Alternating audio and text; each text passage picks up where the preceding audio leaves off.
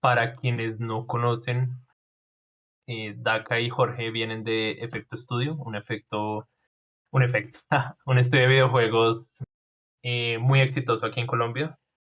A mi opinión, y es opinión personal, es de los mejores que hay ahorita en Colombia. Espero que disfruten mucho de la charla. Va a ser sobre game design y la industria. Mm, Tomen apuntes, tengan sus preguntas para el final eh, y gócense este espacio que es la idea principal de esto, que entre todos aprendamos, que conozcamos personas nuevas y nada, creo que podemos dar inicio con la presentación Súper, gracias.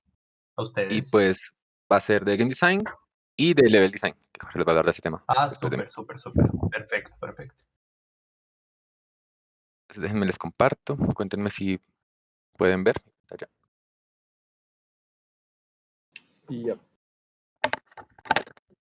Sí, ahí se puede ver. Igual en el chat escriban si todos están viendo, por favor. Entonces, bueno, pues arranquemos. Entonces, muy buenas. Gracias por venir. Ya sé que cómo está la situación en Nacho nos tocó hacer un poquito así. Es una lástima porque yo quería como ir en persona y conocerlos y que habláramos todos juntos. Y de paso viste la Nacho. Pero bueno, mientras la cosa se normaliza, estaremos hablando en virtual y algún día me pasaré por el semillero a ver cómo van con todo. Entonces, para los que no me conozcan, me presento. Me conocen como Daka, viene de David Castillo. Soy diseñador gráfico, graduado de la Nacho, promoción, ya no me acuerdo de qué año, hace rato cuando todavía existía el edificio de arquitectura. Y actualmente trabajo en Efecto Studios, que es como les comentaron, es uno de los estudios de videojuegos más grandes en Colombia. Y aquí en el estudio suelo cumplir distintos roles dependiendo cuando me pregunten. Hoy vengo a hablarles de game design, pero primero quisiera hablarles un poquito sobre cómo llegué a ser game designer. Eh, porque es algo que siempre es como que surge cuando decimos, hay preguntas como, ¿cómo llegaste ahí? Entonces les cuento. Todo empezó el día en que nací. Ah, mentira, todo empezó cuando vi Naruto. Yo arranqué dibujando anime en el colegio, como seguramente arrancan muchos diseñadores, no me engañan. Yo sé que por acá va a haber más de un otaku. Y es que bueno, creo que no dibujaba tan mal. Hasta vendí algunos dibujitos ahí en el colegio. Pero a los 11 años,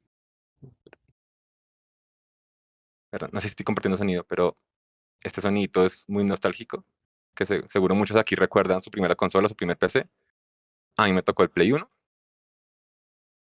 Y bueno, el caso es que mis papás me regalaron ese Play 1. Por ese tiempo ya estaba a punto de salir el Play 3, pero mis papás pasaron mucho para poderme dar el Play 1. Y les agradezco mucho porque me despertaron una gran pasión por esto que son los videojuegos. Y obviamente en esa época jugaba todo pirata porque la economía no estaba muy bien en Fontibón. Cada que podía, y ahí me compraba un jueguito random por 2 lucas en el centro de Fonti. Jugaba de todo, aunque a mis amigos de la cuadra les gustaba más jugar FIFA y fue cuando empecé un poquito a apartarme un poco de los otros niños. Y luego tuve un PC que corría todos los juegos a 20 FPS, pero me salían gratis por torrent, o sea que todo bien. Ya te puedo ver.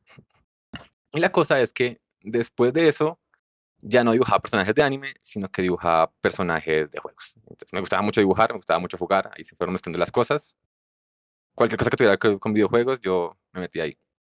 Pero como le habrá pasado a muchas personas acá, eh, cuando estaba decidiendo qué estudiar después del colegio, no encontraba nada que tuviera que ver directamente con videojuegos. No es como que hubiera un curso, no, una carrera de diseño de videojuegos en la Javeriana o en los Andes. Pues, era como todo alrededor, pero no tan enfocada.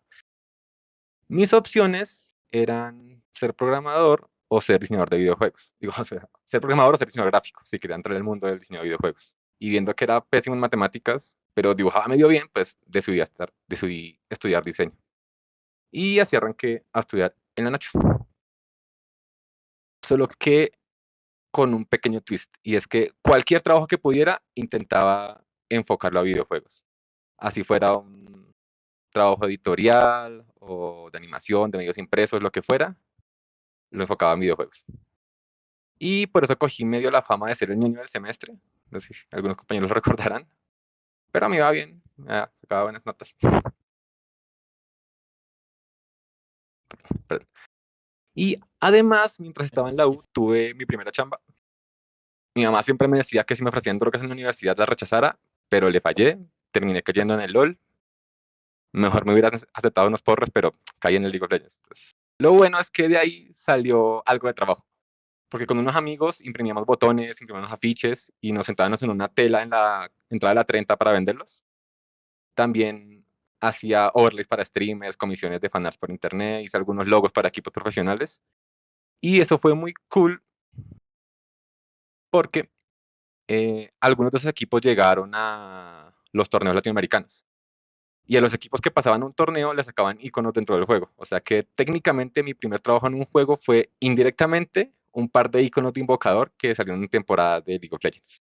Fue bastante bacán. Que de hecho son estos dos, el de KLG y el de Venchados, el rinocerontico y el osito panda. Eso y por alguna razón me pedían mucho fanart de Timo. Creo que era mi famoso.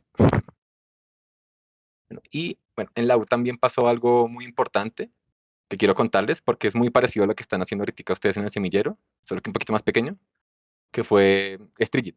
Strigit fue un grupo que empezó con Pablo Lamprea, que era un estudiante de artes que estaba buscando estudiantes de la Nacho interesados en videojuegos. Nos reuníamos los viernes en el Salmona y lo bacano era que había gente de varias carreras, había artistas, programadores, arquitectos y así.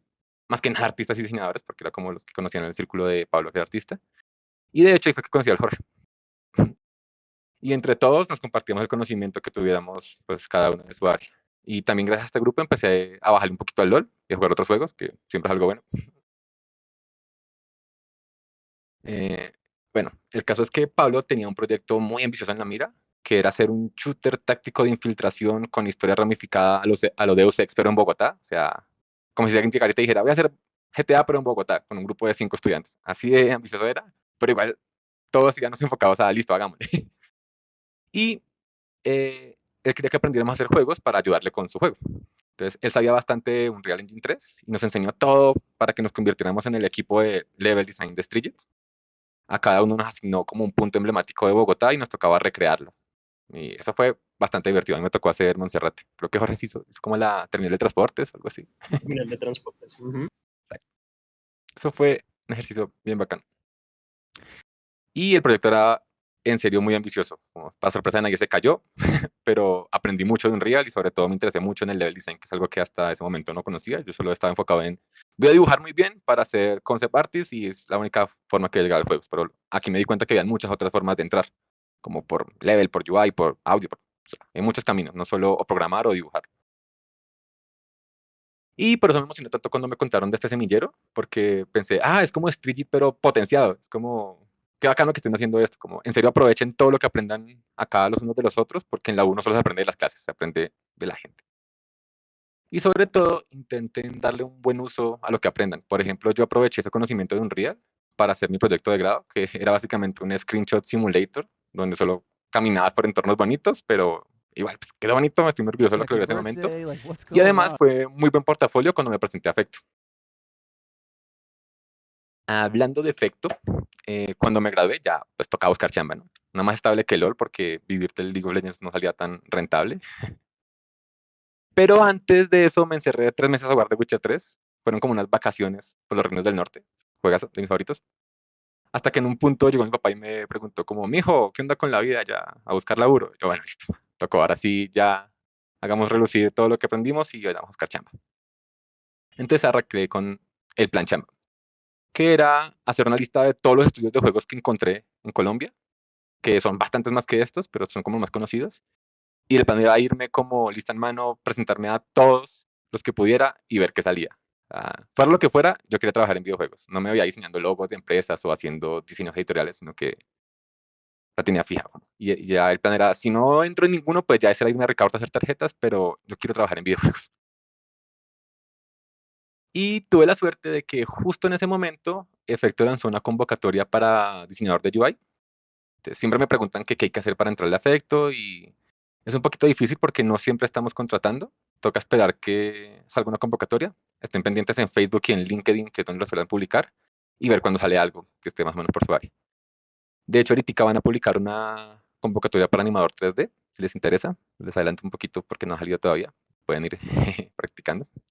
Y bueno, volviendo al tema, estuve muy de buenas porque justo lanzaron esa convocatoria de UI. Y yo la verdad es que no cumplía con varios de los requisitos, no es que supiera mucho de UI. Dice aquí conocimientos básicos de C++, no, no he hecho una línea de código en la vida. Pero bueno, ya sabía usar un Real y creo que fue un poquito de ventaja con otros participantes. Si quieren entrar a la industria y ven este tipo de convocatorias, entrenle sin miedo, que si no saben algo, todo se puede aprender. Y no estoy diciendo que mientan en la entrevista, sino que no dejen pasar oportunidades por creer que no cumplen con los requisitos que están pidiendo. Entonces, ese es como el consejo para cualquier convocatoria en cualquier empresa de videojuegos que quieran entrar. Y bueno, convocatoria, prueba, contratos, pasé y entré como practicante. Y llegué a la mitad de Coherence, que es como el gran proyecto que estaba en ese tiempo cocinándose en Efecto Studios. Jueguen de Coopers, está gratis en Steam. La cosa es que la verdad no me gustaba tanto la UI como el level design, como el concept, pero pues llegué a meterle toda la ficha.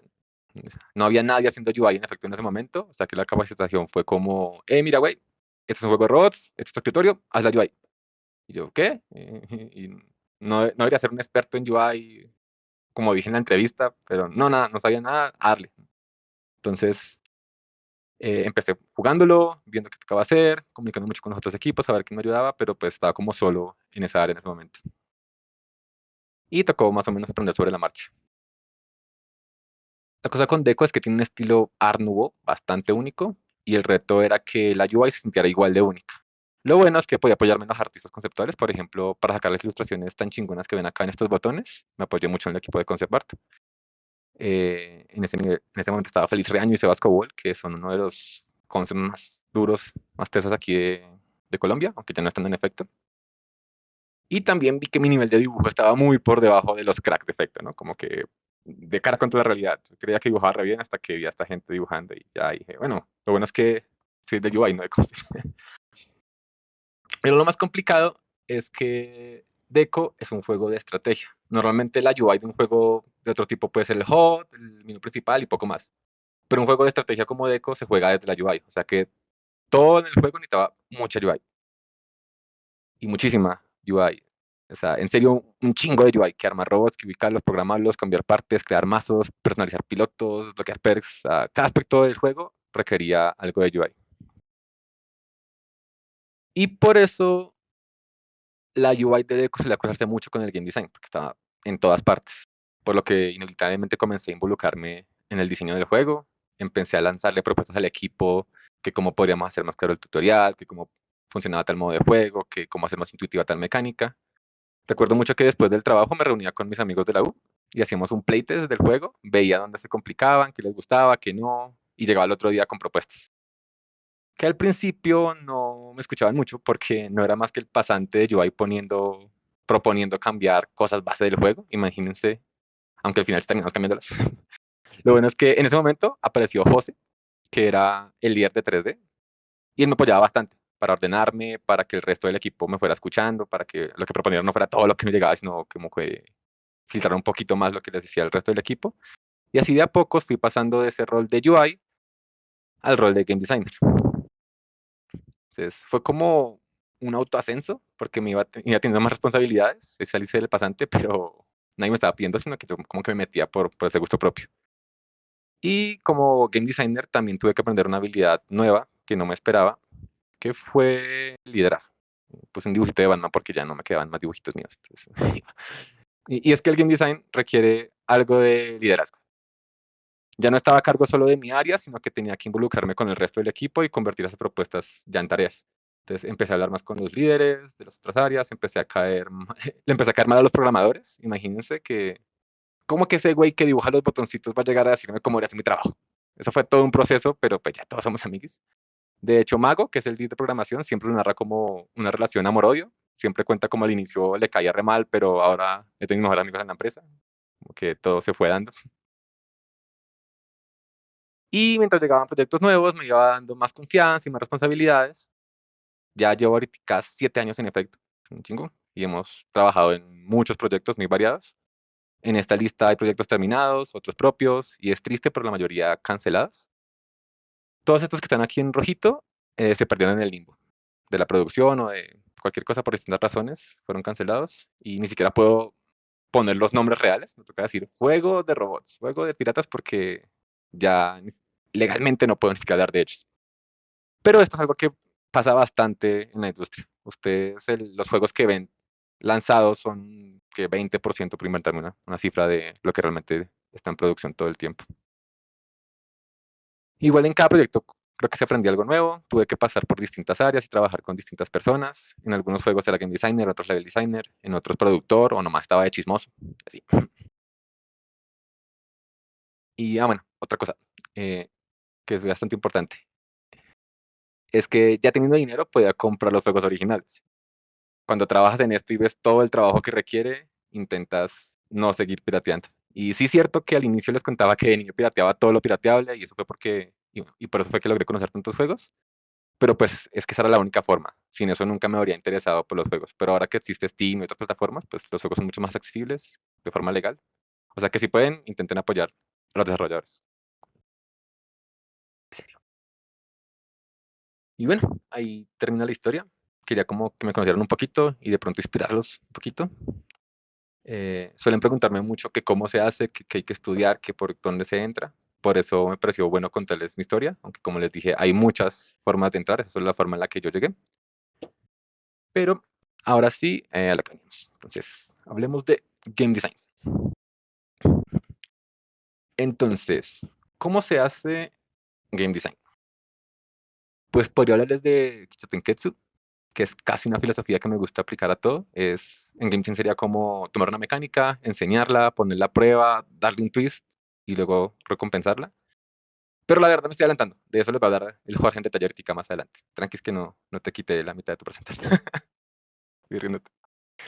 Más bien, preguntémonos qué es game design. Pues según Internet, el game design o diseño de videojuegos consiste en la planificación del proceso de creación de un videojuego. Esto incluye la conceptualización y la creación de bla, bla, bla. Es alguien que conceptualiza tramas e historias, niveles y entornos, puede asumir distintos roles. Bueno, la verdad es que es algo complicado. Si han buscado sobre esto, siempre quedan como, bueno, hay muchas formas de explicarlo, pero nunca llegamos como a un punto.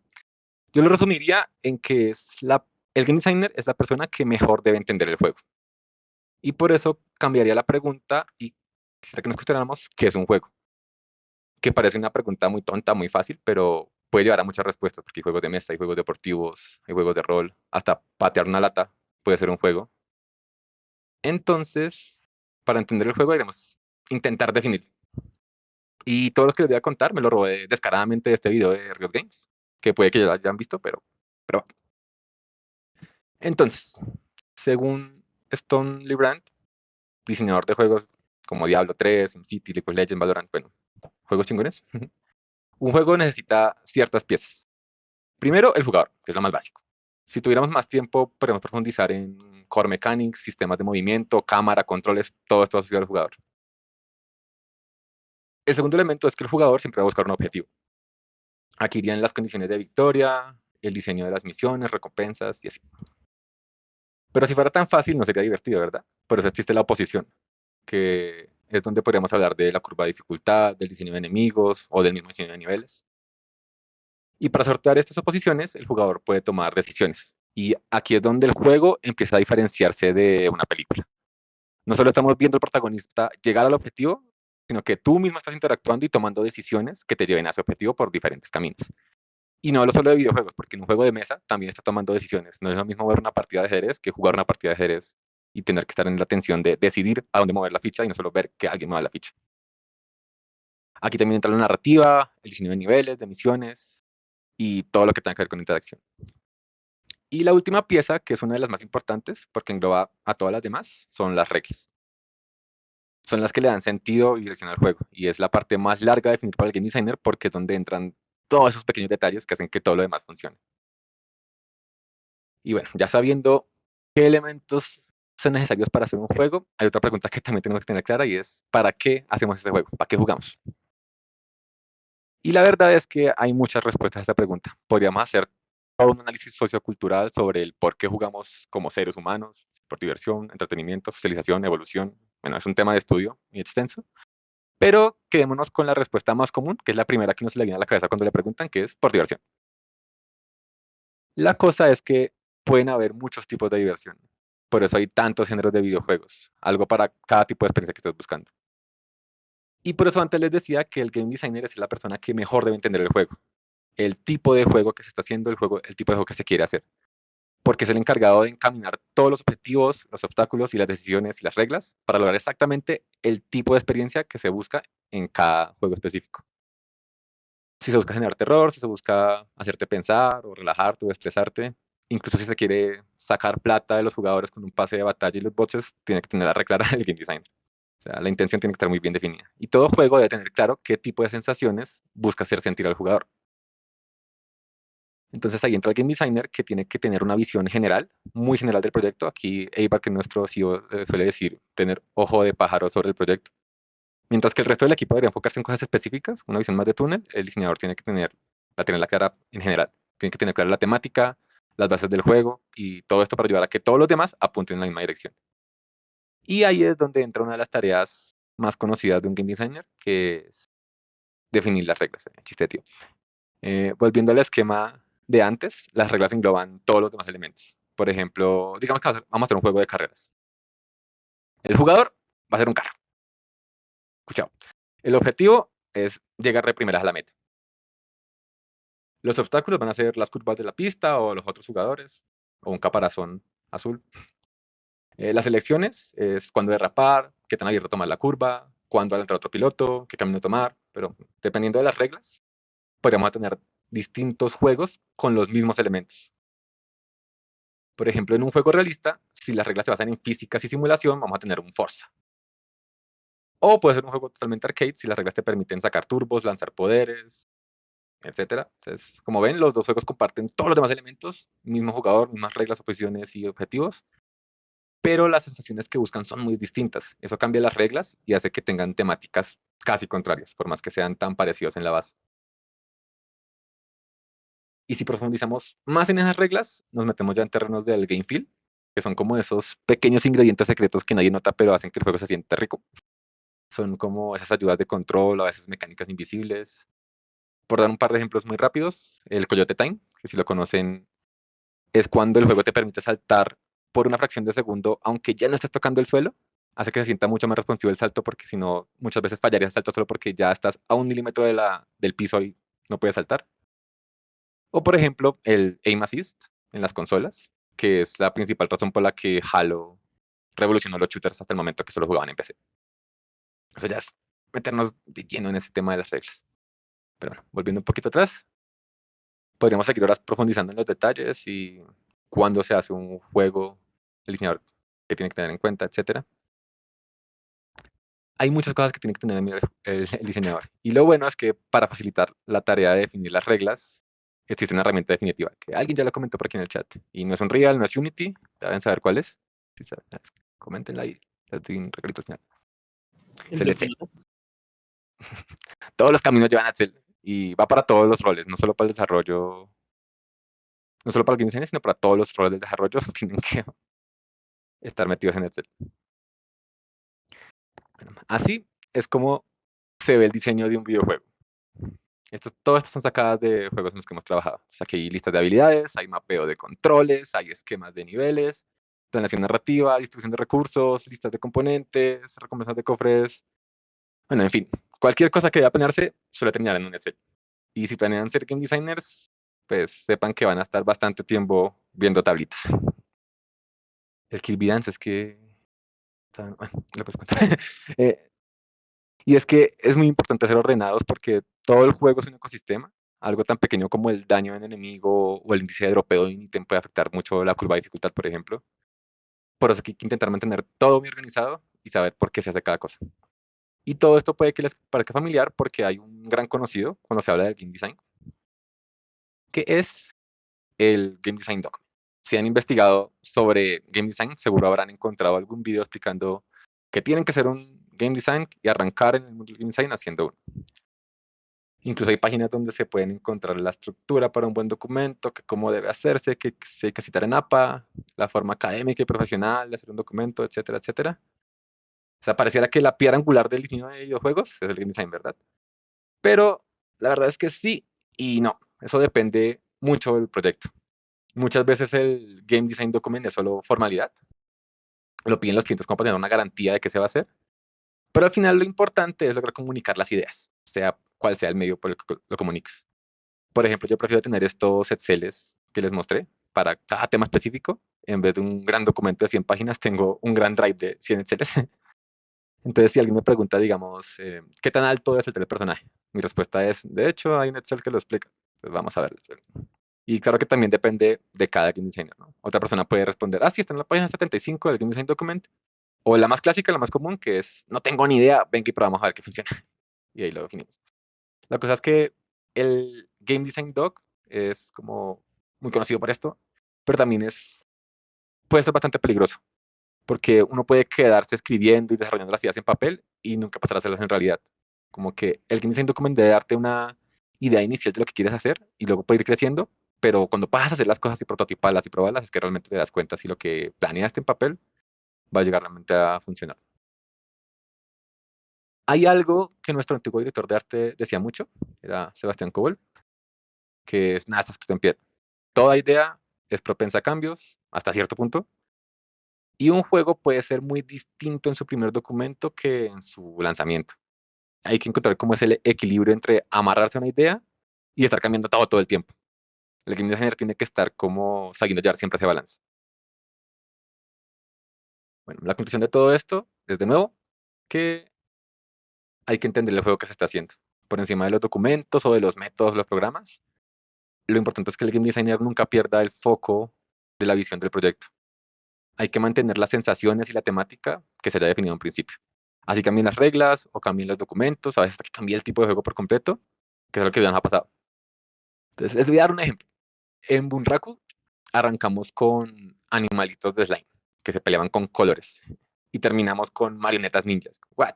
¿Qué fue ese cambio tan drástico? Pareciera que es otro juego, pero mantuvimos la base, que es un multiplayer, plataformero, rápido y competitivo. Por más que experimentáramos y cambiáramos un montón de cosas, la sensación inicial que buscábamos se quedó intacta, que era este competitivo, rápido, adictivo. Pero si, digamos, hubiéramos empezado con un plataformero multiplayer de animalitos y hubiéramos terminado con un shooter de mundo abierto de animalitos, por más que siga siendo de animalitos, sí sería otro juego completamente distinto, porque lo importante de Munraku no era la ambientación, sino el modo de juego. Pero puede que en otro proyecto distinto, lo más importante sí sea la ambientación, no el modo de juego. Entonces, justamente hay que desde el principio tener muy claro, muy definido qué es lo que se quiere lograr y qué son las cosas que pueden cambiar y las cosas que no. Aprovecho para hacer publicidad de un raco, que ahorita anda congelado, pero igual corran y agreguen al wishlist, está en Steam. Y bueno, teniendo más o menos claro de qué se trata ser game designer, quisiera hablarles de los roles que toma el game designer, ya específicamente hablando de cómo trabajamos en Efecto Studios. Solo que en Efecto Studios no existe el rol de game designer, al menos no explícitamente. Mi contrato dice diseñador y punto, nada de game designer. Y la verdad es que en cada proyecto, algún lead distinto es el que suele tomar ese rol. Como les contaba antes, realmente lo que más me gusta es el level design, es lo que más suelo hacer en los proyectos que llegan a Efecto. Pero alguien tiene que hablarles de game design, y para que no me estén escuchando hablar por 2 horas, tenemos al Jorge que les va a contar ahorita sobre level design. Entonces, y bueno, ¿por qué no tenemos un rol de game designer oficial en Efecto Studios? Esto es por la forma en la que está estructurada la empresa. Por un lado, están los AAAs, que tienen muchos trabajadores, suele tener uno o varios game designers enfocados únicamente en ese rol, en ser game designers. Por otro lado están los indies, que suelen tener muy pocos trabajadores, por lo que hay mucha multitarea y muchos generalistas. El game designer puede ser también el que programa, el modelador, el que trae el almuerzo, puede hacer la mitad de los roles, porque son 4 personas en un juego, que supongo que les va a pasar mucho a ustedes en los juegos que se desarrollan en el semillero. Y Efecto está algo así como por la mitad, porque nuestra principal actividad es la prestación de servicios. Hacemos parte de distintos proyectos con otros estudios más grandes y cada proyecto contrata un número fijo de desarrolladores. De hecho, cada vez en Efecto hay varios proyectos al tiempo, pero en uno están los artistas, en otro están un par de programadores, en este está el level, y como que nos vamos dividiendo dependiendo qué vaya llegando. Y un game designer es costoso, la verdad. Muchas veces no se necesita porque ya tiene un diseñador en el estudio que nos contrata. Y si se necesitara, no quedaría en el contrato como game designer, sino que tiene otro rol que hace en paralelo con el diseño. Por ejemplo, diseñador de niveles / game designer o lead programmer / game designer. Nunca es únicamente el game designer. Y es que un game designer puede venir de cualquier otra área y compartir ese rol con esa área donde venga. De hecho, el game designer debería saber un poco de todo, sin ser experto en todo, claro, porque el que hace de todo realmente no está haciendo nada, pero sí en serio tiene que conocer un poquito, al menos la superficie de cada una de las otras áreas que componen el juego. Y ojo que no estoy diciendo que cualquiera pueda ser game designer, sino que un game designer puede venir de cualquier otra área. Cualquier otra. Entonces, bueno, justamente va a haber un área que sea como su especialidad, aunque va a conocer un poco de todo, esta va a ser su área fuerte.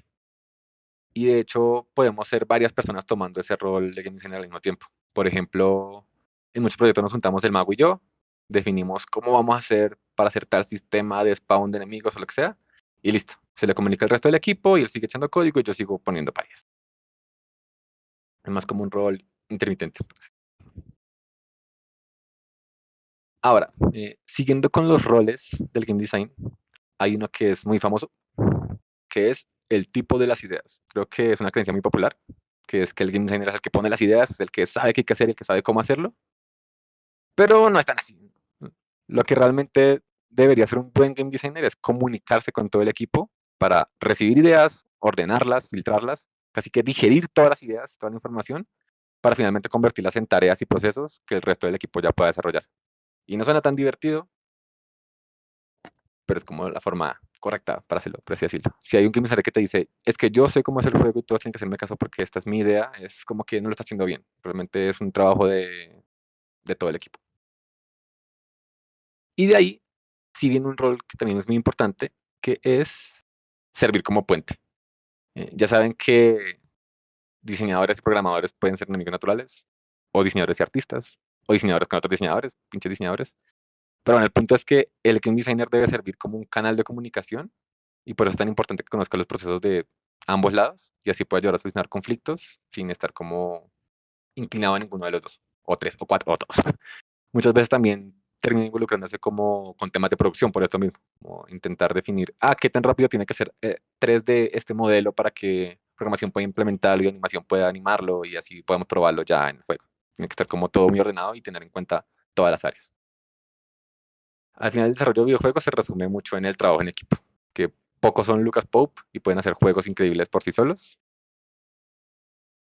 Muchas veces necesitas el trabajo en equipo y es que aprender a trabajar en equipo puede ser más difícil que aprender Unreal o aprender Blender, aunque creo que en efecto hay pura gente chida y por eso nos sale a todos muy bien. Y bueno, ya para finalizar, quisiera hablarles un poquito del playtest y la relación con los jugadores, porque creo que nadie está más en contacto con los jugadores que el game designer. Mientras hacemos cualquier cosa de las que les he hablado, tenemos que estar pensando en el jugador. Si va a entender las mecánicas, si le va a resultar muy difícil o muy fácil, que le va a parecer más divertido, si va a llegar el sentimiento que estamos intentando transmitirle. Todo eso tiene que estar pensando el game designer y todo eso se comprueba gracias al playtest. Y puede que tengas una percepción ante tu juego y que cambie drásticamente cuando ves a alguien jugándolo. Lo que parecía fácil, ahora es difícil. Lo que parecía obvio, pasa desapercibido. Lo que parecía divertido, ahora es aburrido. Solo se puede conocer la verdad testeando. Recuerdo mucho que nosotros hacíamos torneos de Coherence en la oficina y yo me la pasaba por todos los escritorios mirando por encima del hombro y anotando cada detallito que veía en una libreta para luego ver qué podíamos arreglar o qué convertíamos en tareas. Y siempre intentaba mantener eso en todos los proyectos que trabajamos, o al menos en la mayoría, porque como de nuevo somos servicios, muchas veces no estamos pensando en el juego como tal, sino en este asset del juego que alguien más está programando. Entonces, cuando es posible, siempre me intento involucrar mucho en ese testeo y en las mecánicas. Y es cierto que cualquier miembro del equipo debería pensar en los jugadores para cualquier cosa que haga. Si voy a modelar un arma en 3D, por ejemplo, debería estar pensando en cómo la va a usar el jugador, ¿verdad? Pero pues como efecto prestamos servicios, a veces estamos pensando más en el cliente, en que él vaya a probar ese asset y pagarnos. Y él ya por su lado se estaba pensando en cómo lo va a usar el jugador, como intermediario. Por eso eh, pienso que el game designer es como una de las personas que más se apoya en, en el jugador.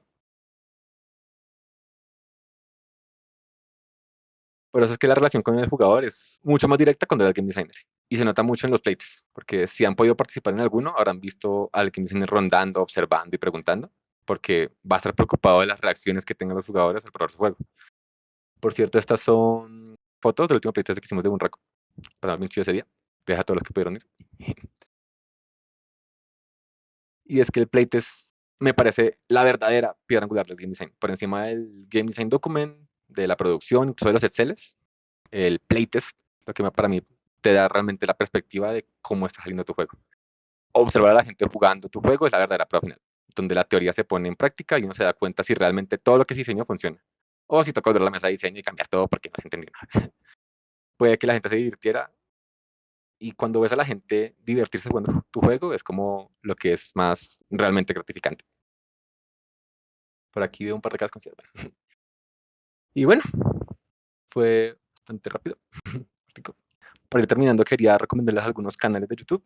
Aquí es donde suelen recomendarles libros, pero no suelo leer mucho, que sí debería, pero así está la cosa. Yo siempre ando pendiente de algún video mientras trabajo. Alguno de estos puede que ya los conozcan, porque es gente bien chivita. No me gusta ver gameplays o comparaciones de cualquier consola, cuál consola le gana a otra, o gente jugando el juego ya, sino que me gusta buscar este tipo de youtubers que realmente analizan los juegos, los destripan, buscan las mecánicas para entender por qué se hacen las cosas. Y esta gente me ha ayudado mucho a entender el qué y el por qué de todos los juegos que juego y aplicarlo mucho al trabajo. Estoy en pantallazo porque esta gente en serio, los senseis. Imagina que tiene 2 vacas. Y claro, lo último es que jueguen mucho. Como un escritor debería leer muchos libros, un game designer debería jugar muchos juegos. No sé si sea verdad, es una analogía que me inventé, pero para mí es así. Y ya sé que es difícil sacar tiempo, pero ayuda un poco variar géneros. No quedarse solo metiéndole 1000 horas al LOL, o jugar solo triple A's, o ni siquiera jugar solo indies. Por favor, no sean ese güey que se cree el putas porque solo juega indies pixelados de autor. Jueguen de todo, eh, entiéndanlo, analícenlo y sobre todo, pues diviértanse, que paso estamos jugando, paso nos esforzamos. Es un poco triste cuando juegas un juego ya es como tarea, como que estás pendiente de cómo hicieron esta mecánica de esta pared en vez de divertirte, pero ahí uno va haciendo un 50-50 con todo lo que juega. Y bueno, gracias, espero que haya gustado y así. Ahí pueden escribirme al Discord si quieren saber un poquito de jueguitos. Y ya dejo que el Jorge les hable un poquito más de game design. Al final, hacemos preguntitas. Muchas gracias, Daka. Y qué pena interrumpo como un momentico. Al parecer se nos llenó aquí la sala de reunión y no acepta más de 50 personas. Oh. Les iba a sugerir que si nos pasamos a general, por ¿Hace favor. cuánto se llenó? Escribirme ahí, Voy por un pausado. vasito de agua entonces mientras. Oh, Sí, claro. Tenemos que correr. Gracias. Todo bien. ¿Dónde está Gerard?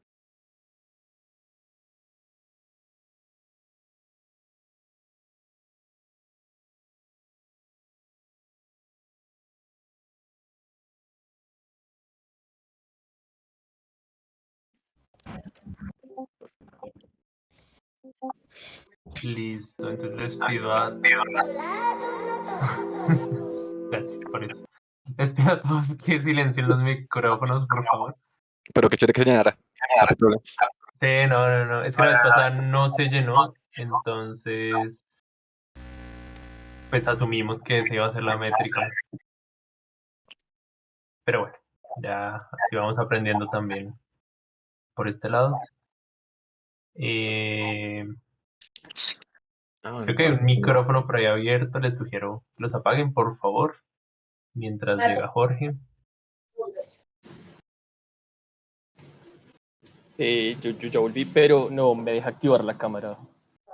¿Pero puedes compartir pantalla? Creo que sí. Sí, no deja la cámara por lo que hay más de 25 usuarios.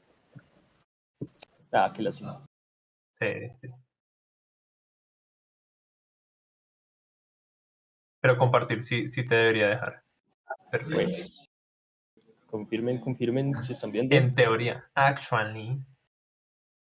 O sea, esto se volvió formato podcast. Sí, ahora somos un podcast. Muy bien. Listo. No sé, me parece como muy apretado. Rico. Pero está bien. No estaba fea tampoco. Voy a mutear personas. Me disculparán por este régimen del terror.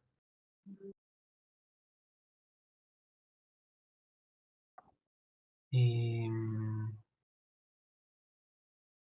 Listo, Jorge. El escenario es todo tuyo. ¿Vamos? Listo. Nada, pues yo soy el level designer de Efecto Studio. Mi nombre es Jorge Eslava. Soy diseñador gráfico ya de sabemos la que Universidad Nacional de Colombia. Aunque esta me queda muy grande. Espérame. Listo. Gracias. Soy diseñador gráfico de la Universidad Nacional de Colombia. Soy de unos semestres cercanos en los que DACA se graduó. De hecho, como él comentaba, gracias a esta especie de semillero como proyecto, fue que también tuve contacto con Unreal. Solo que, a diferencia de DACA, yo sí fui más pragmático y dije,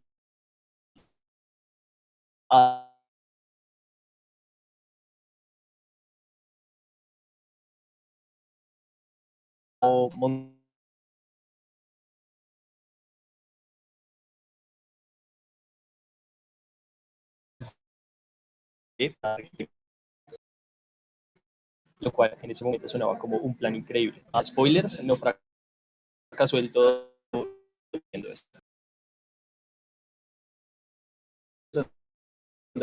Como me encanta anime, cine, consumo demasiado cine.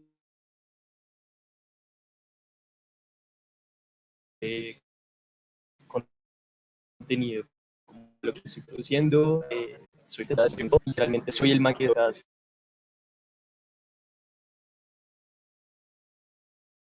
la oficina con exquisita en Efecto Studio hace poco más de 2 años quizás para un puesto de level designer.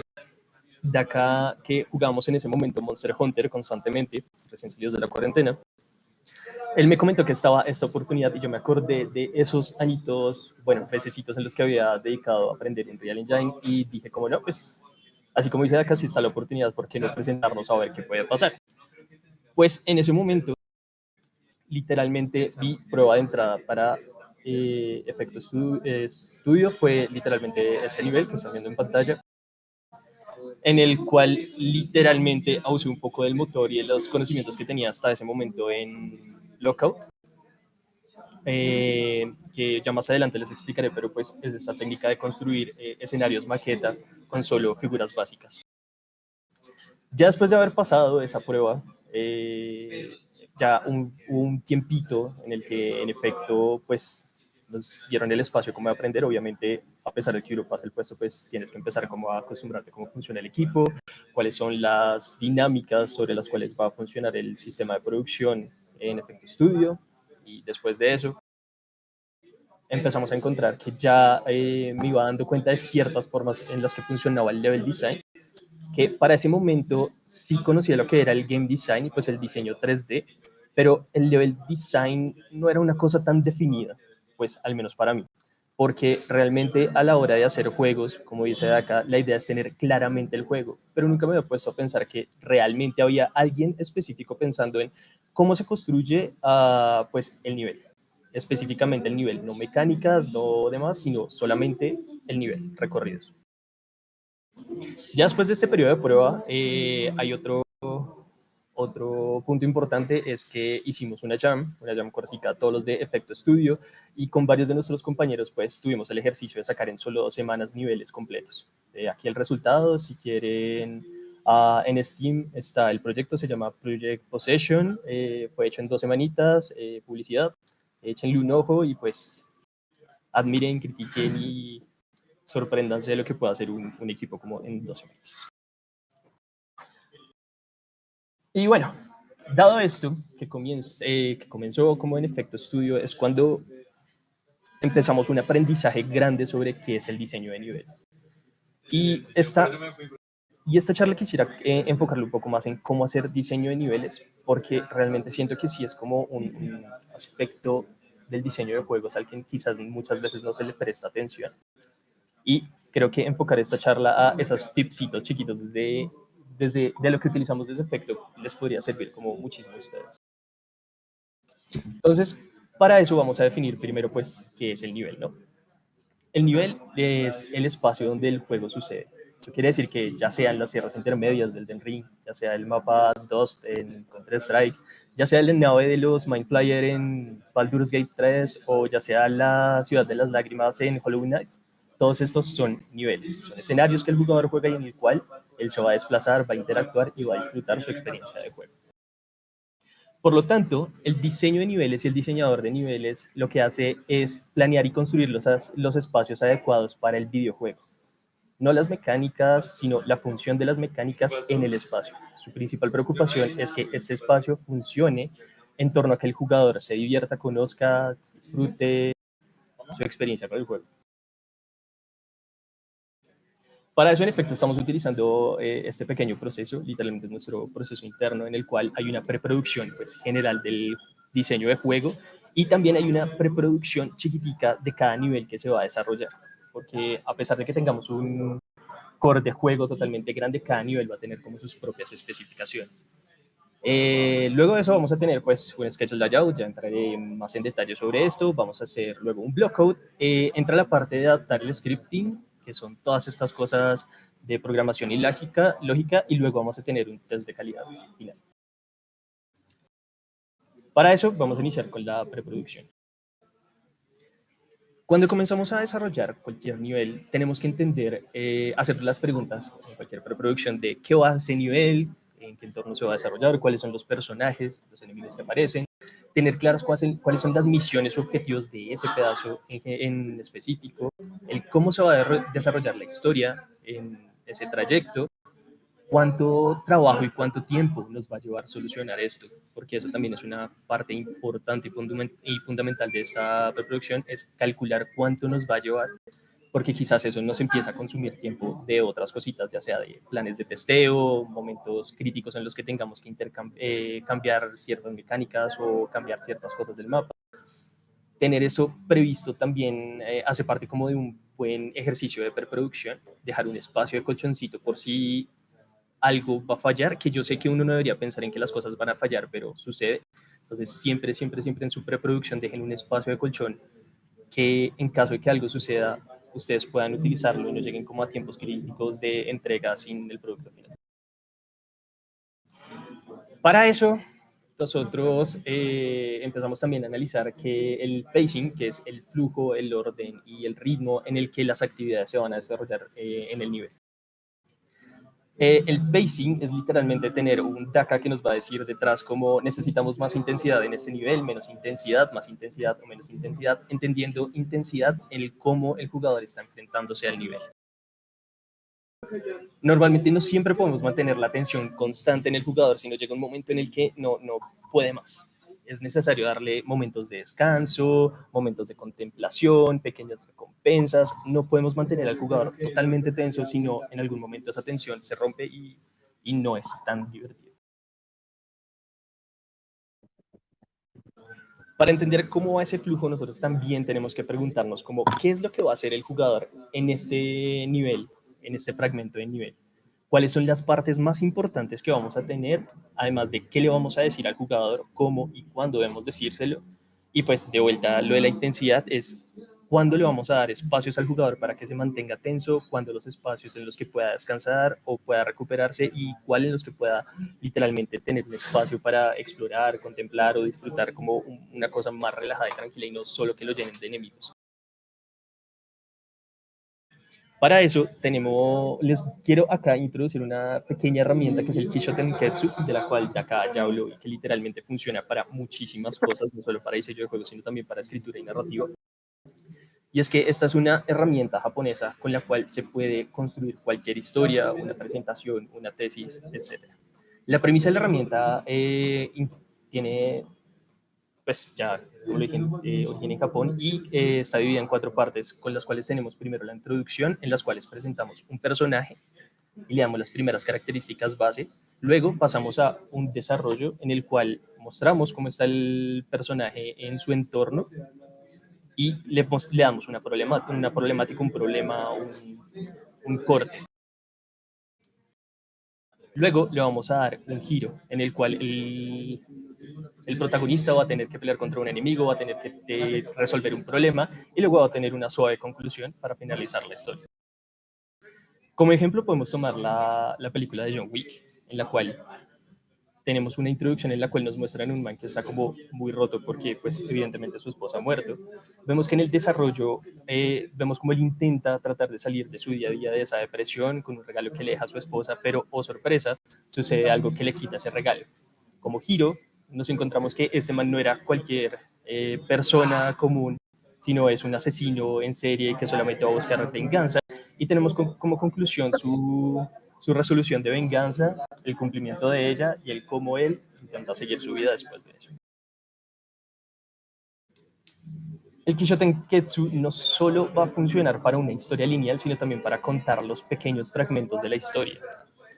El caso de Nier Automata puede funcionar para ello, y es que a pesar de tener los 5 finales distintos, este arco completo puede enmarcarse en el Kisho Tenketsu en tener un inicio, una problemática, un giro y una solución, pero asimismo cada arco interno va a tener la misma estructura, lo cual nos va a ayudar, pues obviamente, a organizar nuestra historia para que tenga un muy buen desenlace y tenga un muy buen ritmo y sea bien contada y no termine contando cosas torpes o redundantes.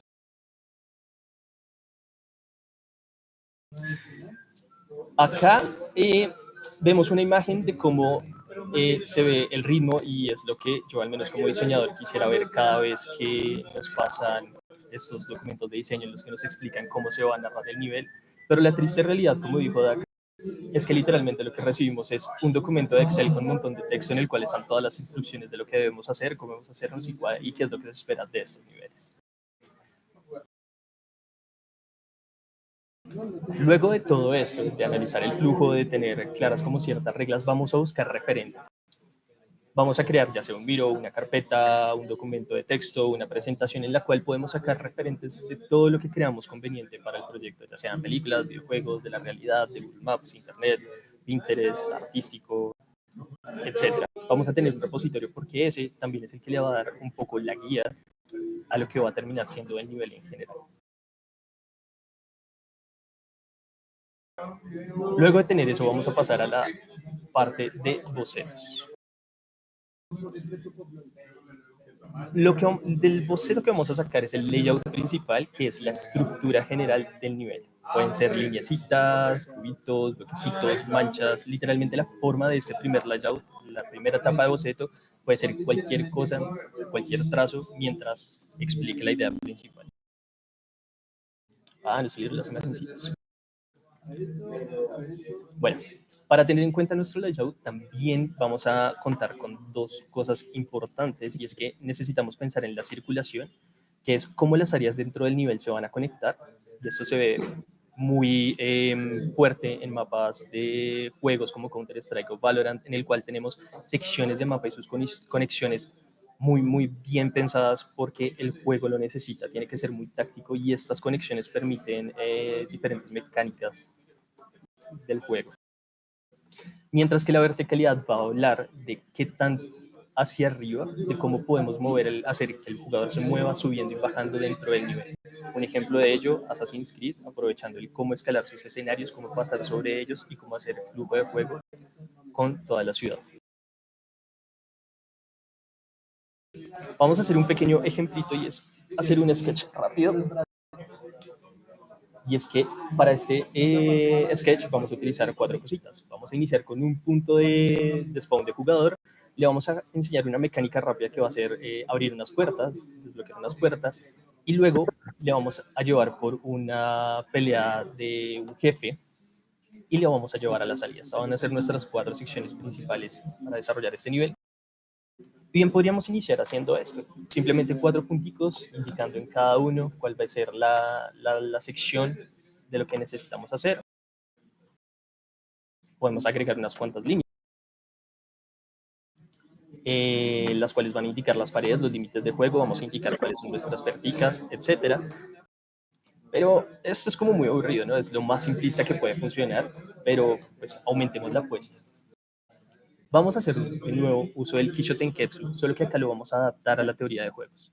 Lo que vamos a hacer es que en el Ki le vamos a enseñar al jugador una mecánica, y le vamos a enseñar el mundo y le vamos a enseñar una mecánica pequeña.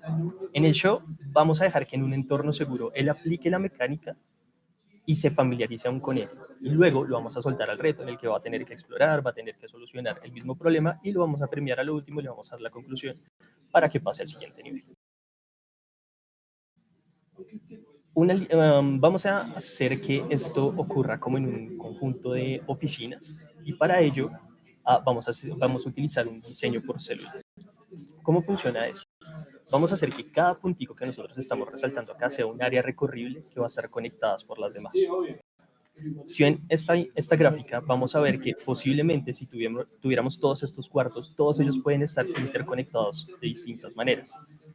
Pero si fuera así, perdería gracia, porque pues al tener todo conectado tenemos demasiada libertad. ¿Qué pasaría si, por ejemplo, como en este boceto de Hotline Miami, nosotros elimináramos ciertas conexiones entre el nivel? No permitiéramos que de acá pudiera pasar acá, o que tuviera acceso rápido de un cuarto totalmente externo. Para nuestro bocetico vamos a hacer esto de una manera que tenga como un aspecto de oficina, que tenga su propio lobby, que tenga su propia oficina, su cuarto de máquina, pasillos, que tenga su hall y la salida. Con este esquema básico podemos notar que todos estos cuartos tendrían conexiones, pero no quiero que todas tengan conexiones, por lo tanto vamos a eliminar los azules y vamos a hacer que este trayecto sea una zona explorable. Acá entra otro concepto que es el Golden Path o el Critical Path, que es literalmente lo mínimo que el jugador debe realizar o recorrer para terminar el nivel. Son las acciones mínimas que él necesita para terminar satisfactoriamente el nivel. Vamos a tomar como idea que este sea nuestro Critical Path, la zona mínima que él tiene que recorrer para terminar el nivel satisfactoriamente. Agregamos unas paredes rápidamente, vamos viendo que eso ya va tomando forma como de oficina, revisamos de nuevo que nuestras conexiones no estén totalmente, que todos los cuartos no estén conectados o que tengan algunas interconexiones interrumpidas. Vamos a hacer que tenga algunos gates que solo funcionen de un lado para otro, eso para fomentar un poco más la exploración quizás. Y luego lo que vamos a hacer es agregar nuestra enseñanza. Nuestra lógica, perdón, vamos a agregar los botones, la puerta, vamos a agregar otros botones, vamos a agregar nuestro jefe, unos cuartos y vamos a analizar si eso está funcionando. Como bien había dicho, el Critical Path lo que nos indica es la cantidad mínima de cosas que tiene que hacer el jugador. Y es que si soltamos al jugador en este inicio, él sí o sí lo primero que va a tener que hacer es ver una puerta que hay antes, una puerta después, un lugar al que no puede pasar y un botón que tiene que usar. En nuestro ideal vamos a creer que él va a utilizar el botón, va a abrir las puertas, va a haber analizado una puerta anterior y una puerta posterior. Cuando él ya sabe que tiene que abrir un botón, se abren puertas, vamos a dejar que explore. Él puede devolverse, explorar por este lado, encontrar una segunda puerta o ir por el camino normal, encontrar esta puerta y entender que tiene que buscar otro botón. Cuando lo encuentra, van a abrirse estas puertas. Si él encontró la puerta anterior, sospecharíamos o esperaríamos que él quizás devolviera a este cuarto y se diera cuenta que hay un tercer botón que si lo oprime puede en nuestro teórico que ayuda a que la pelea con el boss sea más fácil, ya sea porque le quita la vida, porque la evita, porque obtiene la llave antes, etc.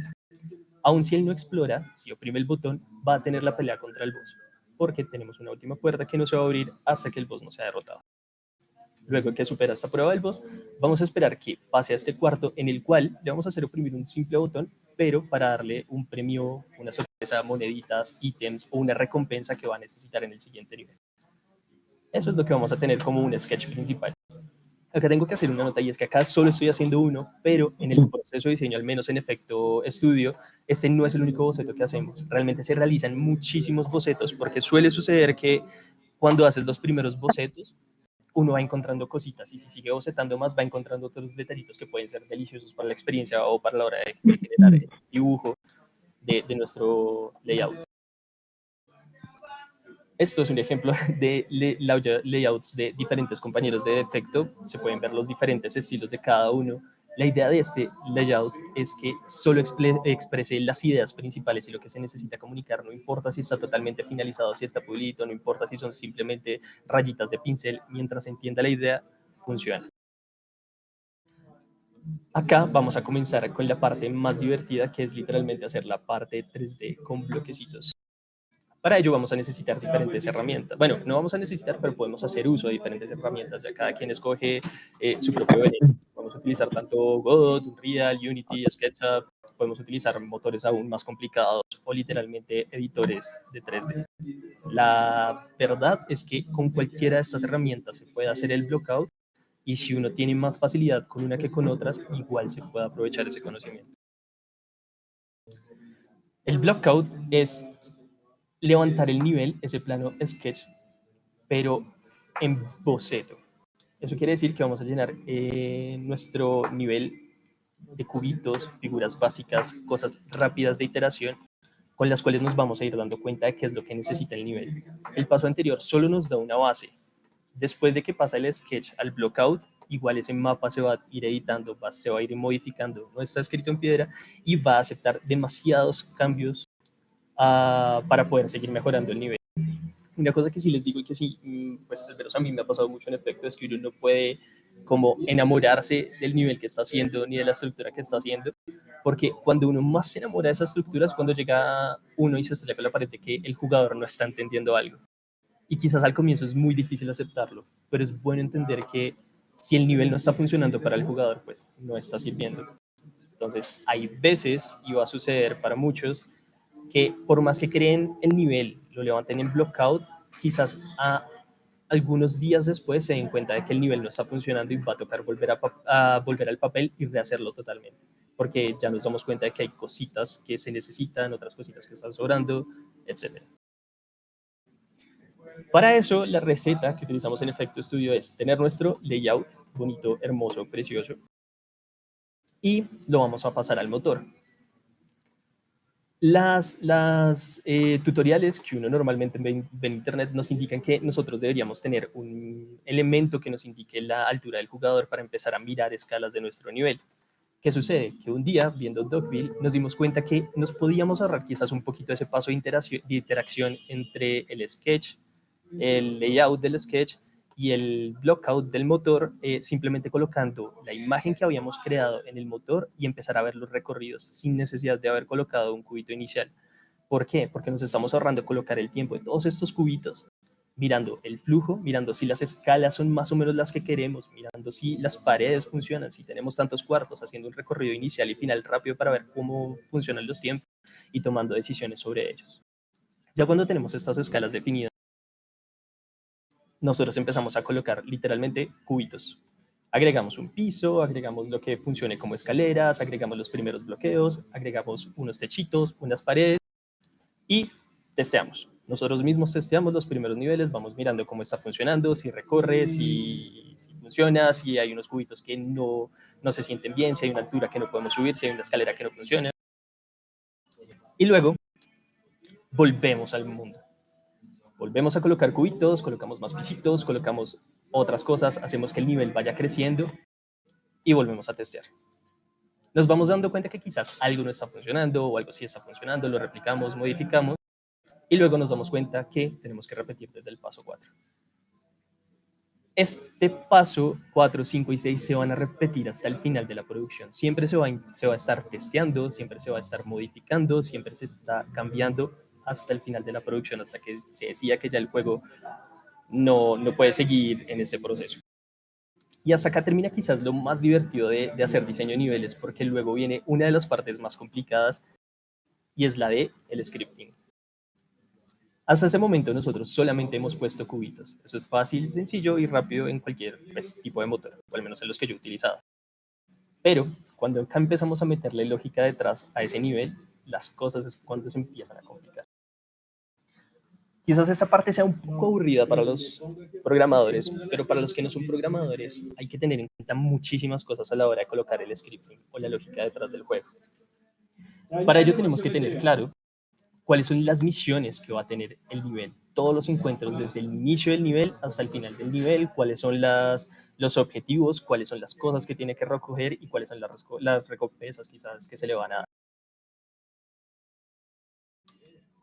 Luego, tenemos que tener en cuenta los triggers, que son estos cubos invisibles o espacios en los cuales cuando entra un jugador, una lógica o una acción se va a lanzar. Por ejemplo, en Overwatch, el payload tiene un trigger alrededor de él que está contando todo el tiempo cuántos aliados hay para moverse. Si llega a entrar un enemigo, el payload se detiene. A menos de que se eliminen todos los jugadores que están moviendo el payload se va a quedar quieto. Tenemos también ejemplos como Pokémon, cuando uno entra como al bush, que uno toca el bush y aleatoriamente le sale un Pokémon, o la lava de Metroid, etc. Tenemos también que pensar en puertas. Las puertas funcionan para bloquear el proceso o el avance de un jugador hasta que resuelva un problema. Utilizadas inteligentemente, las puertas nos pueden ayudar a tener un flujo de juego satisfactorio, que quizás se puede sentir un poco como en los Souls o en los Metroidvania, en los cuales se siente que abrir una puerta a veces es una recompensa para recortar recorrido a la próxima fogata o a la próxima zona de sanación, etc. Simón Nova. ¿Tiene curso? Algo así es, una charla más bien. ¿De la estaban? Tenemos también los objetos de juego, los Game Objects, que son aquellos que son unidades interactivas con las cuales el jugador va a interactuar. Son todos estos botoncitos, botellas interactuables, lanzables, trampas, automóviles, con los que el jugador va a tener interacción. Va del semillero. Uy. Y luego vamos a tener lo que es la inteligencia artificial, que es la que nos va a dar lo responsivo y lo adaptativo que el juego puede ser para la experiencia del jugador. Normalmente nos referimos a la inteligencia artificial de los NPCs, pero también tiene que ver con lógicas mucho detrás de cómo spawnean los enemigos, de cómo funcionan los looteos, de cómo se nos dan recompensas.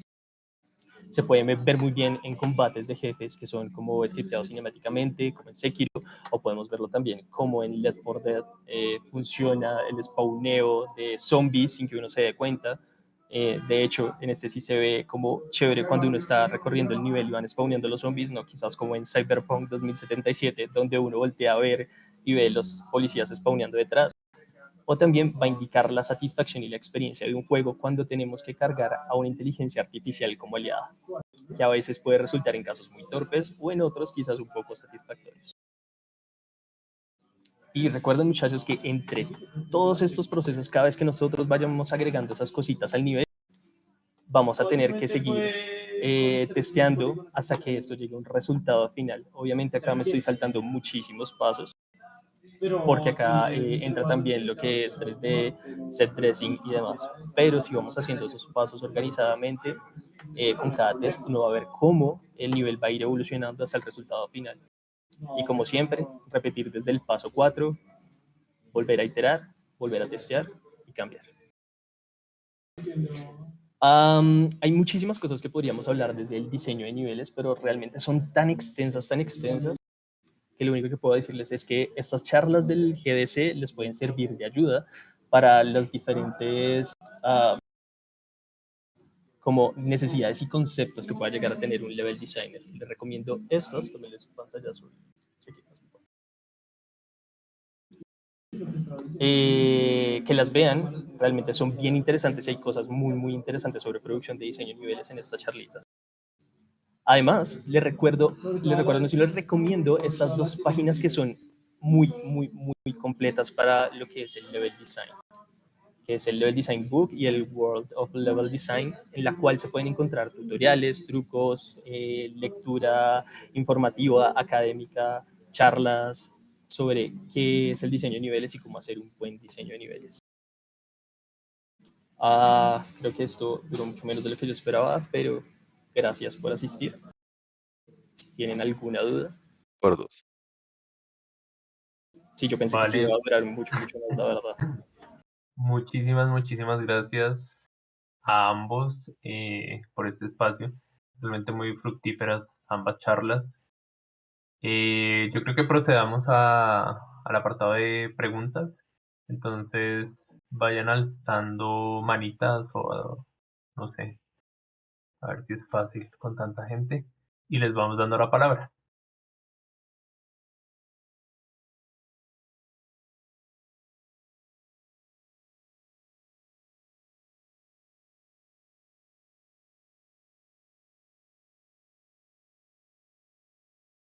Si me oyen, ¿cierto? Sí.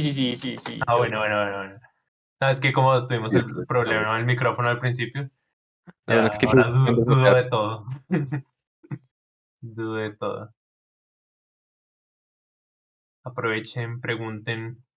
Eso es, charlemos un rato. Si no hay preguntas, supondría que explicamos todo súper bien, pero sé que es mentira. Entonces, No, yo sé, yo Sí, también siempre pregunten. no creo en eso.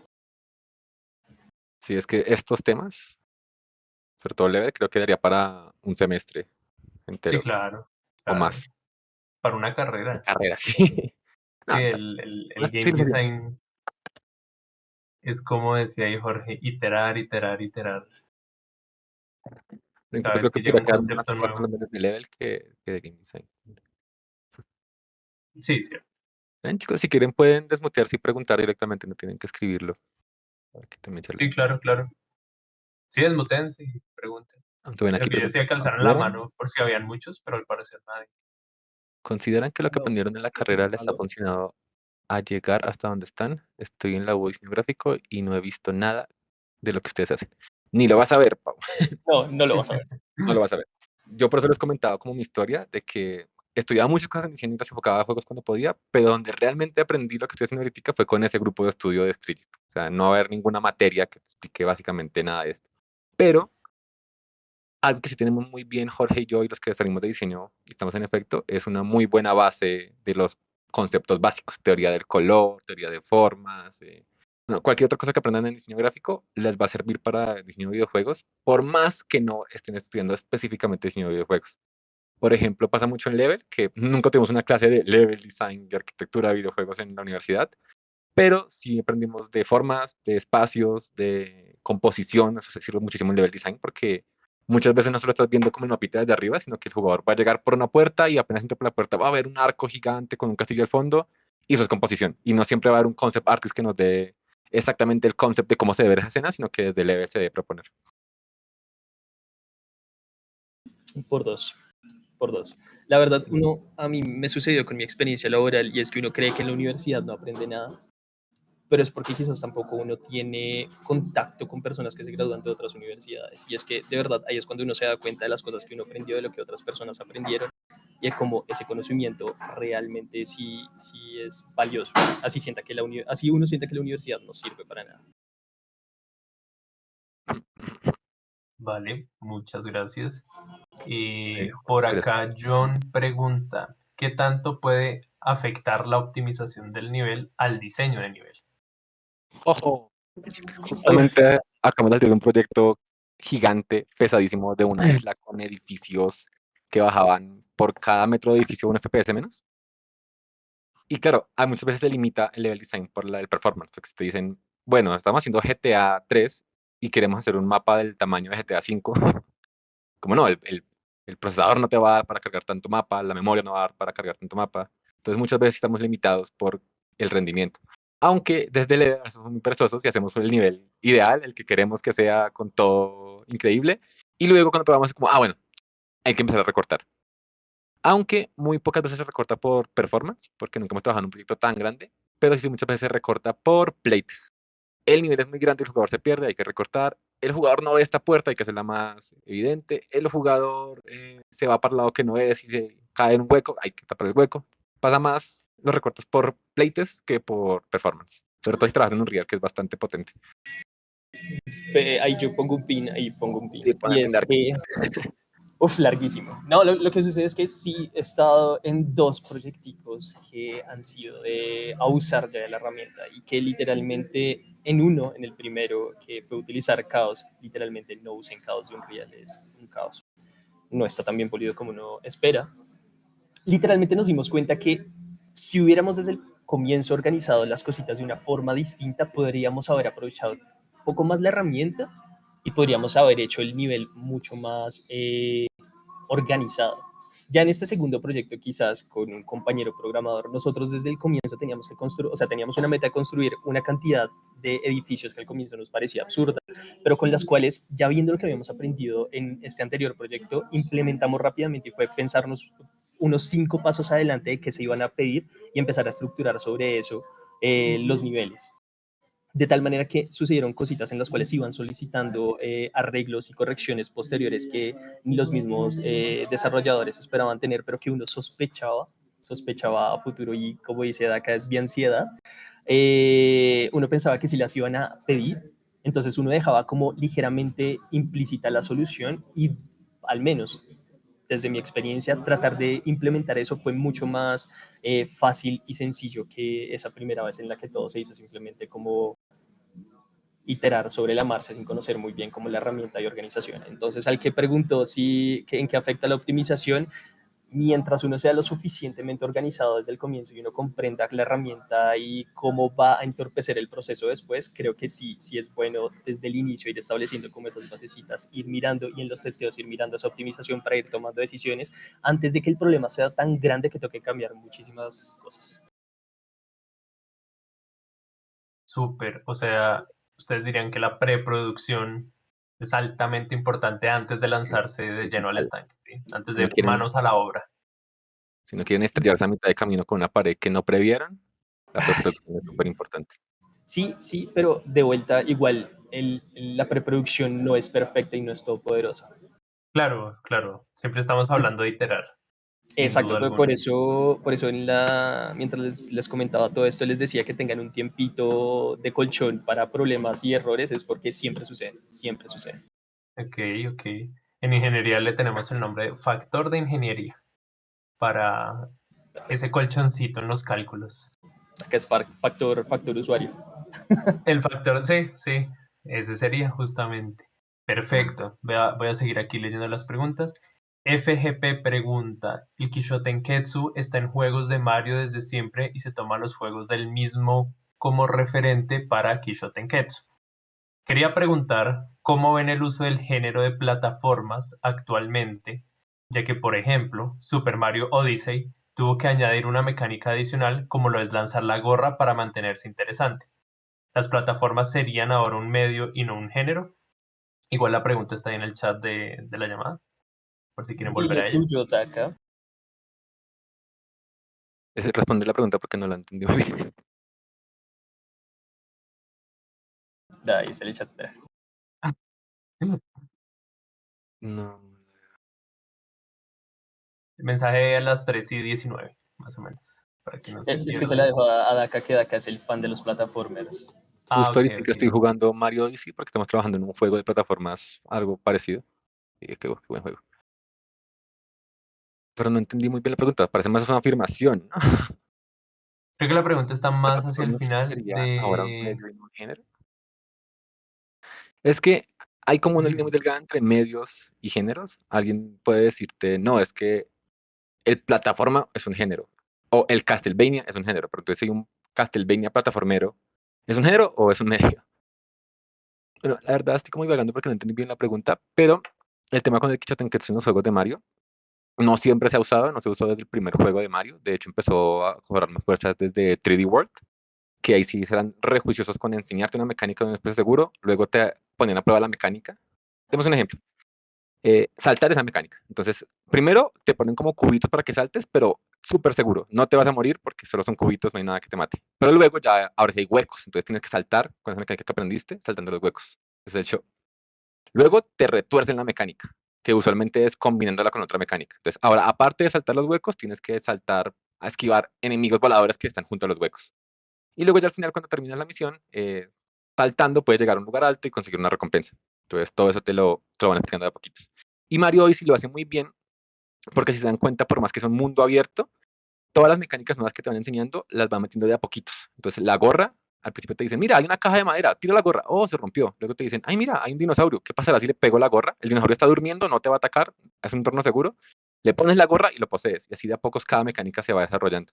Entonces, por más que el diseño de un juego sea muy abierto, como que esa filosofía la mantienen muy bien en Nintendo, porque es muy buena para ayudar a un jugador a entender las mecánicas de una y no solo como, mira, te soltamos, hay mil mecánicas que aprender, pero tú verás cómo las aprendes y dale.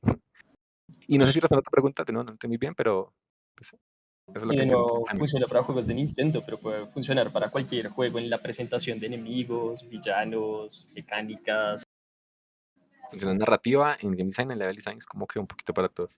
hasta para un ensayo les va a funcionar eso. También le ponen TTT en inglés, pero para no quedarnos en el tema, pues, pero esa es otra pregunta. Vale, vale, perfecto. Muchas gracias ahí por eso. Bueno, aquí Steve Zapata decía que si podía dar una pequeña opinión sobre eso. Sí, claro. No veo por qué no. No sé si Steve Zapata está por ahí todavía. Pues no sé, yo aquí un poquito entrometida. Un saludo para Vale, una vale, pequeña dale. pregunta de la universidad. Es que, o sea, DAFI for hicieron una afirmación muy importante y es que se aprende mucho más que de las clases. Entonces, solamente el hecho de estar en estos espacios, pues se dieron gracias a estar dentro de la universidad. Pero también, un pequeño apunte, pues yo me encuentro haciendo una maestría un poquito lejos del planeta. em, y conociendo otras universidades, nosotros tendemos a subestimar mucho lo que nos enseñan allá y somos muy buenos para la parte de conceptualización. O sea, sí falta como que te enseñen los programas que necesitan. No, no vas a aprender nada de diseño de juegos, eso es cierto, es absolutamente cierto. Así creo que siguen con el mismo equipo de profesores. Entonces, de diseño gráfico de la noche, para aclarar un poquito, más o menos entre el sándwich de Jorge y de acá. Pero sí enseñan muy bien cómo articular conceptos muy complejos a otros espacios y a sintetizarlos. No sé si de pronto ustedes están de acuerdo con eso, chicos. Sí, exactamente lo que intentaba decirles. Por más que no te enseñen directamente cómo trabajar un juego en Unreal o en Unity, tienen las bases muy bien enseñadas. Ay, por fin encontré el Miro que estaba buscando. Sí, Pueden ver mi pantalla. Este fue el Miro de desarrollo de un juego que hicimos en Fortnite, que era hacer básicamente un mapa de Counter-Strike, pero Cyberpunk en Fortnite. Y aquí se pueden ver todos los pasos del desarrollo de niveles que les explicaba Jorge. Tenemos toda la parte de referencias, y tomamos resto de referencias para cada área específica del nivel. De mucho Cyberpunk, de otros juegos que nos gustaban, de películas, etcétera.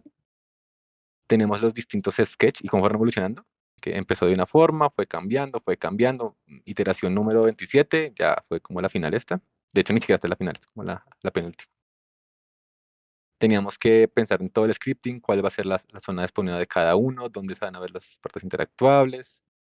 Teníamos toda una zona de producción con los assets que querían que usáramos para que se viera más realista que Fortnite, porque lo hicimos en Fortnite, pero sin assets de Fortnite, solo con assets externos realistas.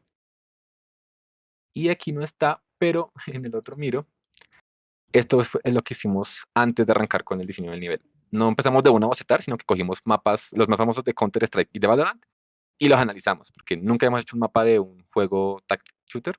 Entonces teníamos que entender por qué hacen las cosas como lo hacen y luego hacerlas nosotros. Entonces el primer ejercicio fue entender el esquema de cada uno de estos. Y nos dimos cuenta, mira, siempre hay 3 caminos principales, siempre están los 2 spawners, siempre están las bases más cerca del que defiende que el que ataca, ese tipo de cosas. Luego sí, entre todos hicimos nuestras propias propuestas, las mezclamos, las juntamos. Miren toda la cantidad de bocetos que hay, nomás para ese mapa. Éramos 3 diseñadores, el Jorge, el Cheque, que también está por acá, y yo. Y hasta que se fueron juntando en una sola. Terminó siendo esta. Ahí. Y creo que aquí no hay capturas del Leaks, mapa, pero es una leaks que les ahí. mostró por ahí Jorge. Tiene las capturas de este, quedó muy bonito. sí, sí. Bueno, otra pregunta. Súper, no, súper ver ese flujo em, de diseño, de producción que tienen, porque pues a veces pasa mucho, ¿no? Que uno empieza en este medio y dice, bueno, ¿por dónde empiezo? Digamos, a mí se me va bien la programación, entonces empecemos programando mecánica. O a alguien le pasa lo contrario, que se le da mejor otro tipo de disciplina y entonces empieza por ese apartado, pero pues siempre es bueno ver el cómo se hacen las cosas y cómo ya personas que tienen experiencia en el medio siguen este pipeline o este flujo de trabajo, que es muy bueno verlo para que uno lo interiorice y pueda mejorar. Gracias, Steve Zapata, por tu opinión. Muy útil, muy acertada. Sigo por acá con Christian Dicue. Él pregunta, ¿cuál es tu posición como desarrolladores con el uso de las inteligencias artificiales? Bueno, es el gran debate. Porque por un lado, estamos todos asustados, obviamente. ¿Qué pasa con esto? No vamos a quedar sin trabajo, ¿no? Pero por otro lado, nos emocionamos de las grandes herramientas que se nos vienen. Por ejemplo, ahorita estamos viendo lo fácil que está volviendo crear animaciones, que antes era un trabajo muy manual, podía tomar varios días hacer una animación de un personaje. Ahora con captura de movimiento e IA, con un celular ya podemos tener un personaje haciendo un golpe en unos segundos. Y lo chévere es que Unreal está implementando muchas facilidades para usar la IA directamente con el motor, sobre todo para animación, porque es ahorita como lo que más trabajo cuesta, bueno, una de las cosas que más trabajo cuesta en un videojuego. También hay IAs para modelar, para hacer concept, y todo es muy chévere, pero también está ese lado de, hey, que ya no se vuelve tan nuestro juego, sino el juego que salió de la IA. Entonces creo que por ahora estamos en ese limbo de, no estamos ahorita usándolo, en efecto no hay nada que use IA, pero ya hay planes para ver si al menos en animación podemos aprovecharlo. Entonces creo que eso es para un debate que da muy duro. No diría que estoy a favor o en contra de la IA, pero creo que inevitablemente es algo que va a estar en el futuro en la industria de videojuegos. Ya hay un par de juegos que han usado IA para sus desarrollos. Y lo bueno y lo malo es que, lo bueno, los juegos salen mucho más rápido. O sea, ya tenemos producciones que antes se demoraban años en meses. Entonces van a salir cada vez más y más juegos.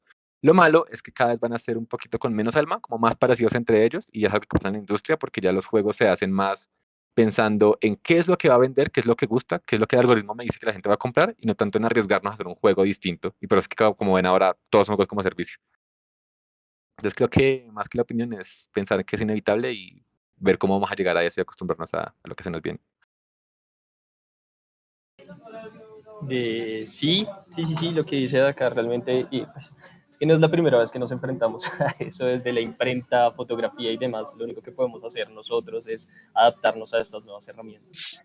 Mi posición sí es que seguirán siendo solo herramientas para iterar, porque siempre se necesitará quien tenga la especialidad para sacar un muy buen juego, ya sea tanto concept, ya sea tanto animaciones, modelado 3D, porque por más que sea inteligencia artificial, sí se le nota la artificialidad. Entonces, sí siento que no es como que se acabe el trabajo. Obviamente muchísimos trabajos sí se van a perder si hablamos en términos de trabajo, pero lo que va a hablar de las producciones o para los grupos indie, para hacer unas primeras iteraciones, va a ser muy poderoso. Porque con eso quizás sí puedan conseguir un publisher o puedan conseguir un Patreon con una idea mucho más inicial. Pero bueno, una IA. No tienes tiempo o plata para hacerte un concept del juego que quieres vender, porque no lo has vendido, pero nadie te Exacto. paga la idea. De hecho, ya han llegado como 3 trabajos que hemos hecho en donde el pitch que nos llega está hecho con IA. Pero es como, mira, tenemos esta idea que hicimos con IA, ahora ustedes háganla bien. Como de Pues, ¿y acuerdo. cuánto cuesta hacerla bien? Sí, como Entonces, me pasó con este de la isla gigante y con otro parque que hemos ajá. trabajado. Nos llegan con una imagen de ella, porque nosotros son gente de negocios que tienen una idea. Vamos a vender esto, y entonces ahora ustedes háganla, pues, que funcione. Y les quiero Claro. mostrar esto, cambiar mi pantalla. Con Bunraku intentamos usar la IA para sacar algunos escenarios y salen cosas hermosas, miren, es hermoso este paisaje, los árboles, la perspectiva, todo es genial, pero nada de esto nos sirve realmente para el juego, porque no vamos a coger una imagen así tan concept como esta y pum, ponerla, sino que necesitamos algo más específico, y ahí es donde el trabajo manual y el trabajo artístico de están trabajando por acá llega a ser mucho más interesante. Como que un estilo como este no se hubiera encontrado con la IA, o puede que sí en el futuro, pero por ahora no. Entonces sí, de nuevo, creo que por ahora es una herramienta, pero el trabajo manual y esa alma que le da un artista nunca va a ser tan fácil de reemplazar. Espero. Claro, claro. Sí, Estoy completamente de confiamos en ella. acuerdo. Sí, en eso confiamos, sí. No, pero sí, tener en cuenta que es una herramienta, ¿no? Lo que decía Jorge, sucedió con la imprenta, sucedió con el Internet, sucedió con Google. Eventualmente es una herramienta. Recuerden que la IA no tiene creatividad aún. Esperemos que se tarde para eso. Pero es ahí cuando el humano inyecta su creatividad. Está en el ejemplo que ustedes daban, ¿no? Les llega un pitch generado por una IA, ahora háganlo bien, ¿sí? ¿Cómo hacemos para que sea buena esta idea? Ahí entra el elemento humano. Entonces, pues mi opinión, mi humilde opinión es no le tengan miedo a las nuevas herramientas que lleguen, sea cual sea. Más bien aprendan a usarlas lo mejor que se pueda para que eventualmente no estén rezagados en el uso de ellas.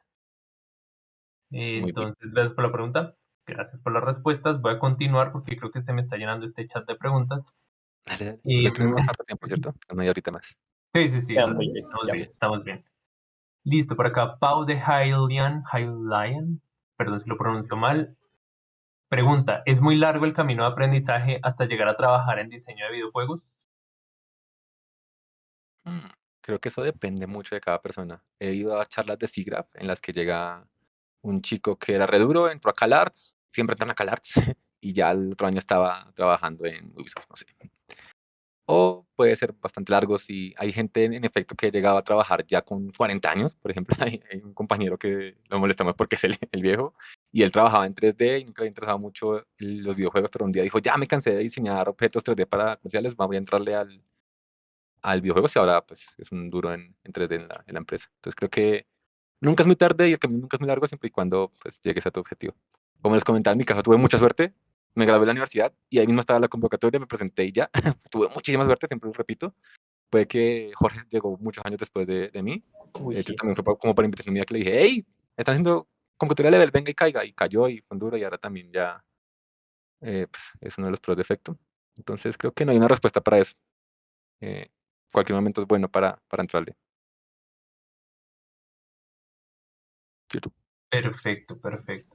Sí, sí, pero acá sí digo que al menos en nuestro caso de acá y mío, hay una barrera que quizás no nos tocó enfrentar y fue la programación. Y yo sí lo confieso, no aprendí a programar quizás un poquito blueprints después, pero literalmente yo no sé programar.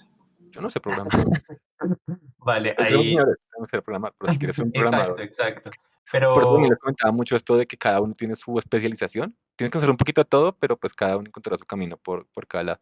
Y es muy importante esto porque también hay mucha competencia dependiendo por qué la tomes, ¿no? Como les comentaba en la última charla, cuando hacemos convocatoria de 3D, llegan 100 hojas de vida. De concept, pum, 80. De level, llegaron 4. De sonido, llegaron 3. Entonces, hay unas más peleadas que otras, pues si quieren, pues, para que sepan. claro, claro, ahí también meto un poco mi cucharada. Por ejemplo, yo soy ingeniero mecánico, egresado de ingeniería mecánica ahí de la Nacho, pero no quiero ser ingeniero mecánico, sí, me gradué y no quise seguir este camino y decidí seguir este camino de los videojuegos. Entonces, yo era el típico estereotipo de los ingenieros mecánicos no programan, pero ahora lo que más me gusta es programar. Entonces, al final del día es más un tema, solo un tema personal y de los retos que uno se ponga, pero pues no creo que haya un reto que uno no pueda eh, solventar, siempre y cuando se organice correctamente y tenga unos objetivos claros. Continuando las preguntas, a ver, Pauleta o Paulleta pregunta, puede que sea la pregunta más cliché, pero ¿qué tanto se debe saber de programación para ser game designer? Ah, mira, Eh, Sí, yo ahí, nunca he puesto una línea de código en mi vida. Ahí está tu respuesta. bueno, sí, yo digo que sí, algunas. No sé si Yo, funcionaron porque realmente llegan mis amigos, mis compañeros programadores a solucionar eso, pero pues al menos para dar a entender ideas. eh, ese es el caso. En mi caso, o en el de Jorge, no hace tanta falta saber de programación para explicar las ideas, porque tenemos un equipo de programadores dispuesto a ayudarnos a como darle vida a esas ideas, porque ya funciona así dentro de Efecto. De hecho, siempre nos piden, no se pongan a programar cosas y se echen 2 semanas haciendo algo que un programador va a hacer en 2 horas. Entonces, tenemos a ellos como apoyo.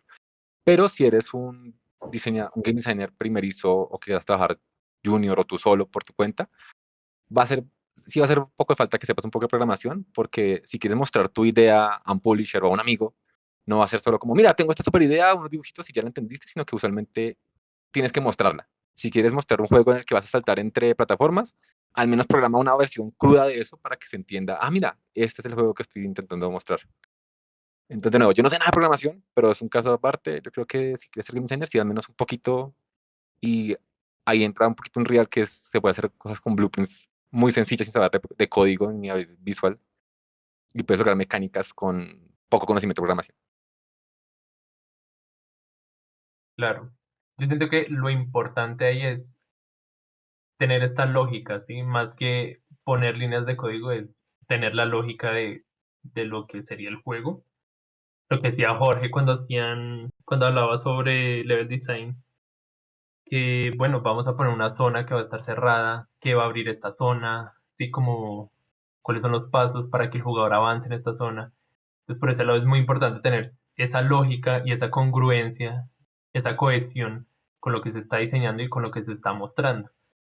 Pero sí, al final yo también creo que pues para ser game designer no se necesita tan estrictamente programar.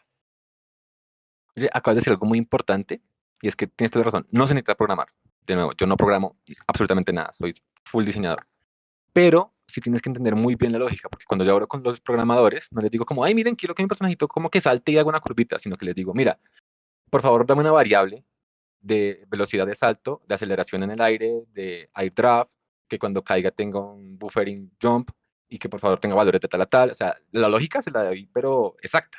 No sé cómo hacerla en el código, pero entiendo exactamente cómo debe funcionar. Y cuando hay algún bug o cuando estamos haciendo la mecánica, pues tengo que entender muy bien cómo funciona detrás, aunque yo no haya hecho el código. Entonces, muy buena respuesta esa de no hay que saber programar, pero sí hay que saber lógica. Perfecto. Y listo, aquí hubo discusiones aquí en el chat, muy interesante, opiniones, mecánicas del sombrero, el TTP no es otra cosa, creo que tú respondiste eso con el video. Ah, es que hay una forma de decir Kicho Tenketsu en inglés que es como TTT, solo test, que es como Ah, Tutorial, ok. Test, Test y Transform, Transform, cosas. ya. Es que no me acuerdo bien cómo son las siglas, pero no es TTP, es TTT. Creo que es eso. Ven. Vale, súper, Tutorial súper. dice A ver, acá Test, H3. Transform. Sí. Dale. Estamos buscando. Entonces, ¿qué otra?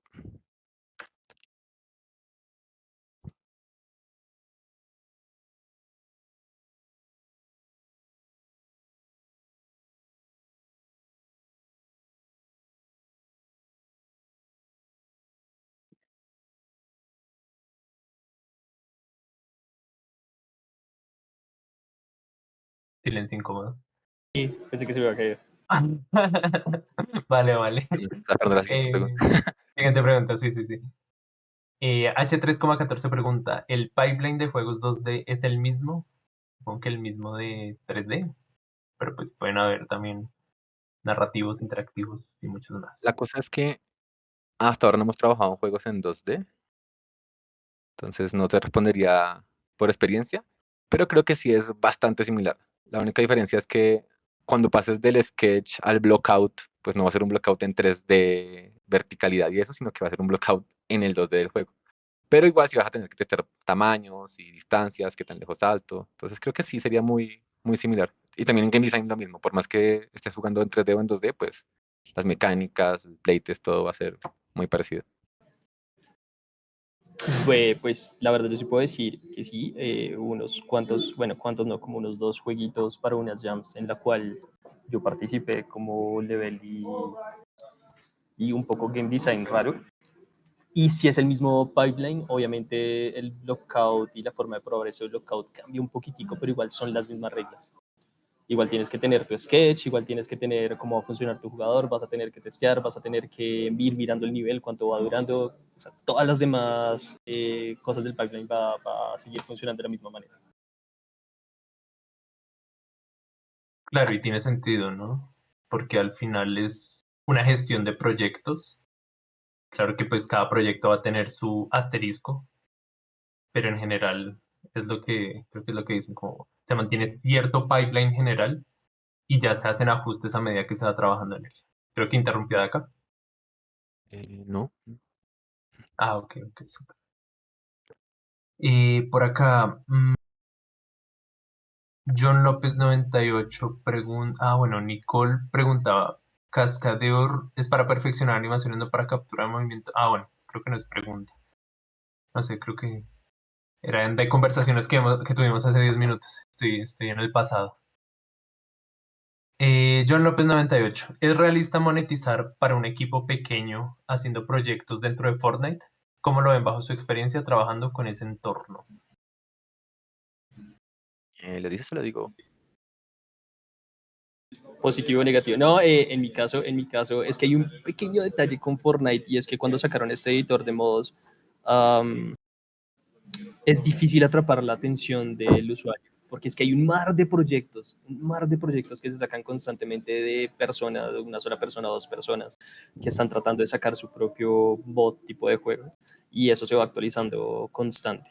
Entonces, realmente mantener la retención del jugador en tu modo de juego es bien difícil y es bastante trabajo el que necesitas para sacar un juego, pues un modo de juego decente.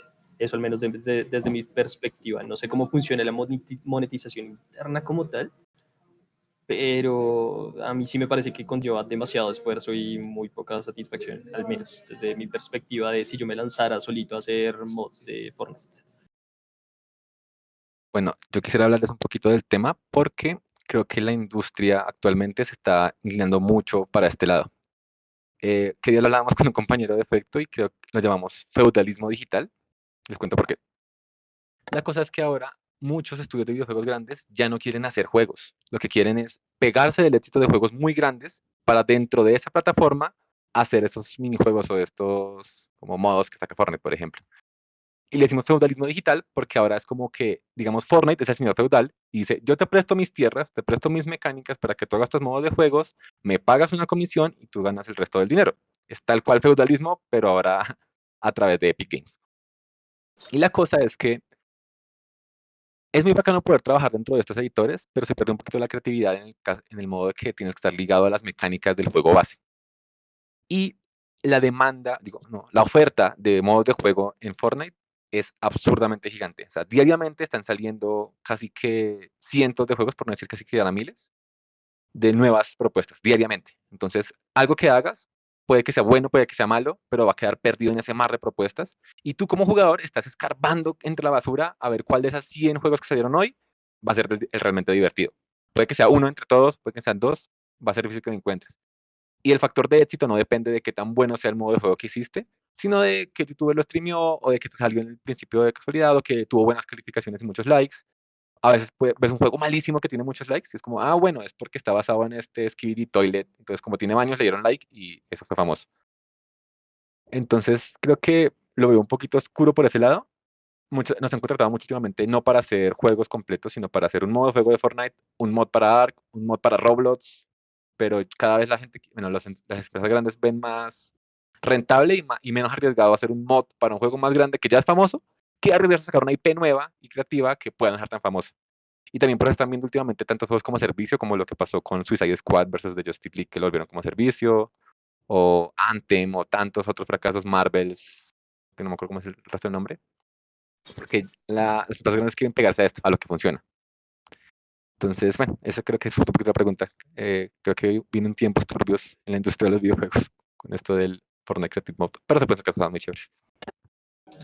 Nada, confíen en lo indie, confíen en lo indie. Indies Forever. Me gusta ese Perdón, término de feudalismo digital. para antes del tema, ahí está muy chévere porque Jorge está compartiendo la presentación de las imágenes de cómo terminó siendo el nivel y yo estoy compartiendo la presentación del blockout del nivel. Ahí pueden comparar el antes y el después El antes del y el mismo nivel. después. Ahí le Sí, puedes dar clic súper. derecho y presentación para que no tengas que estar dándole al lado. Ya, Vale. perdón, sigue ahora sí con lo que decía. No, tranquilo, tranquilo. Nada, también pues un poquito de mi opinión. Yo ahí me estoy metiendo. Qué pena para los que no vinieron a escuchar a Einstein. Pero también es cierto que estas plataformas como Roblox, como en su momento, antes del de Fortnite salió uno que se llamaba como bueno, también era de Epic o era muy similar a Epic. Yo entiendo que eventualmente es un pipeline largo porque igual es una línea, una curva de aprendizaje que hay que hacer, que te obligan a casarte con cierto diseño ya estipulado. Entonces, de cierta forma, creo que pueden llegar a matar un poco la creatividad de las personas, pero también es cierto que para quienes hasta ahora están empezando o quieren pues empaparse un poco más en este tema, de pronto podría ser una opción interesante. Pues es lo que dicen ellos, ¿sí? Hay que tomarlo con pinzas. Recordemos que pues hay industrias muy grandes detrás de esto que quieren generar mucho dinero y no están pensando en el usuario final.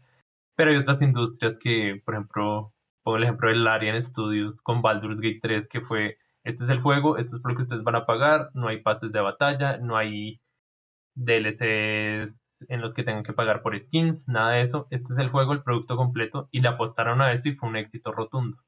Entonces, al final esto es un arte también, ¿no? Y como dice Jorge, apoyen a los indies y de todo se aprende un poco, ¿sí? Tanto estas herramientas de blocking de juegos, del feudalismo digital, como las inteligencias artificiales, al final son herramientas que existen y ya está en cada quien ver qué logran con dichas herramientas.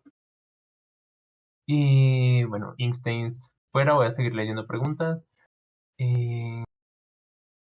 H3,14 pregunta, ¿y de programación cuántas hojas de vida llegan? Ahí a efecto estudio. Es que en esas convocatorias no suelo estar tan involucrado. Creo que es más como un punto medio. No tan poquitas como de level o de audio, ni tan hartas como de 3D o de concept. Pero las pruebas de programación suelen ser mucho más complicadas porque ahí se requiere un nivel mucho más alto. Y los programadores que llegan son bastante buenos.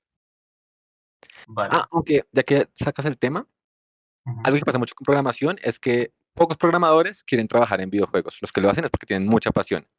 ¿Y por qué? Básicamente porque no te van a pagar tanto trabajando en un juego como trabajando en un banco. Y cuando digo no tanto, hablo de varios valores de magnitud. Puede que aquí ganes 3 millones y en un banco ganes 20. O sea, así de grande está la diferencia. Entonces, de nuevo, la gente que trabaja como programador en videojuegos, al menos en Colombia, es porque tiene mucha pasión. Los que se han quedado en efecto es porque saben que si se van a trabajar a cualquier otra empresa de programación, van a ganar mucho más, pero van a estar mucho más aburridos, por así decirlo. Digamos, Mago, que es el lead programmer, él trabajó, creo que fue en un banco tal cual, y estaba tan cansado de usar Zapata todos los días que se salió de eso, se pasó a efecto y ya fue feliz. Gana un tercio o menos de lo que ganaba allá, pero está feliz haciendo juegos. Para reflexionar.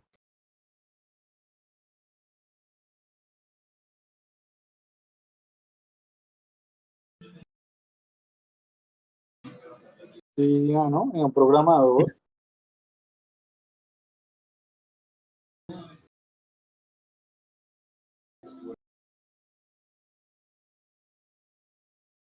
Creo que no.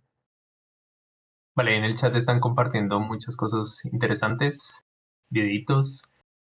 Violet Hammer, para aportar ahí en muchos roles de game design actualmente sí piensa el prototipar, que la mayoría de veces significa programar lo suficiente, vale.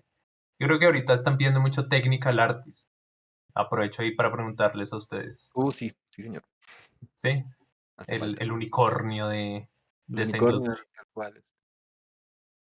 Para los ¿Qué que no sepan, ventajas ven en contratar un, pues, un technical artist para ponerlo a hacer varias cosas a contratar personas especializadas en cada rol? es que la cosa con el technical artist es que hace muchas cosas muy específicas. Entonces, imagínate lo que sería contratar a una persona que haga VFX, otra que haga solo materiales, otra que solo haga físicas de caballo, otra que, bueno, son cosas tan específicas que no meritan contratar a una persona para tenerla porque sería muy costoso. Y un technical artist suele hacer como un poquito de todas ellas. Ahorita que tenemos uno que se llama Felipe, que el man hace materiales, foliage, shaders, de todo lo que tenga que ver con esa parte gráfica que no todos los modeladores 3D manejan, y es nuestro unicornio. Lo malo es que cuando hay un proyecto que él no necesita, bueno, cuando hay dos proyectos que lo necesitan y solo está disponible él, pues nos queda coja la mesa. Entonces, sí, el technical art cada vez está pidiendo mucho más y justamente es por eso, por lo específico de sus tareas. Vale, gracias ahí. Lechuga, Lechuga con ese pregunta, puede que suene estúpido, pero ¿qué lenguaje de programación suelen usar? ¿Cuál usamos, Mago? ¿Usamos más? ¿Qué más usan ustedes? Me imagino? Mago, ¿Qué es ¿cuál es? programación? ¿Qué? Es que yo no me meto mucho en ¿Qué? programación. Eso los puedo preguntar. C++, Aquí el Maguito acaba de llegar. ¿Qué lenguaje es? Sí. C++, Unreal. Se llama más. Sí, en general, Unreal trabaja con C++, Unity trabaja con C Sharp, aunque el motor base está programado en C++, dato curioso. Godot pues tiene su módulo de C Sharp para los que llegaban de Unity, pero también tiene su propio lenguaje de programación muy parecido a lo que es un Python. Y pues hay muchos más lenguajes según el motor. Bevy trabaja con Rust. Hay unos, pues para los que les interesa, hay emuladores del Z80 que se programa todavía con Assembly. Pues hay de todo, sí, hay de todo. Pero creo que como el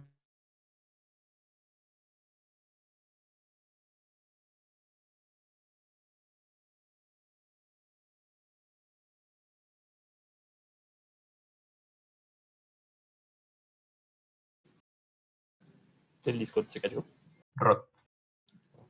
Morillo, Eso parece. fue todo un discurso. Habrían Nada, llorado y solo todo. a los últimos 30 segundos estamos comentando. Bueno, no voy a repetirlo todo. Voy a continuar. H3,14 pregunta, ¿qué rol en la industria de videojuegos es muy necesitado y casi no hay gente en ese sector? Ya lo dije un par de veces, creo que sería Technical Artist. Y es que la cosa es que level design o sonido, eh, hay muy poca competencia, pero también muy poca, ¿cuál es la palabra? Demanda, Ya. unas por otras. Y de 3D hay muchísima demanda, pero también muchísima oferta. Vale, Sí, interesante. como les conté, como en mi caso, yo llegué haciendo una cosa y me fui pasando a otra. Creo que va a pasar mucho en Colombia, en Estados Unidos o en otros países, sí, como que son muy enfocados en cada uno hace exactamente lo que vino a hacer, de nuevo, porque son empresas grandes.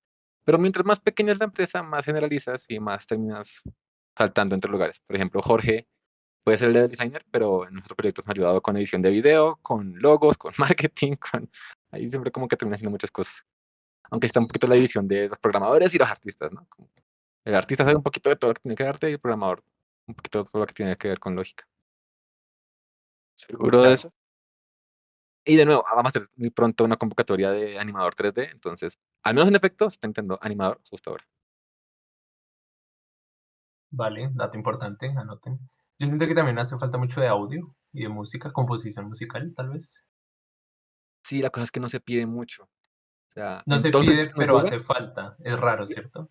exacto, eso que te decía, los que hacen mucha falta, hay mucha gente, y los que no hacen tanta falta, no hay tanta gente. Entonces, ahorita el departamento de audio de efectos estudios es una persona.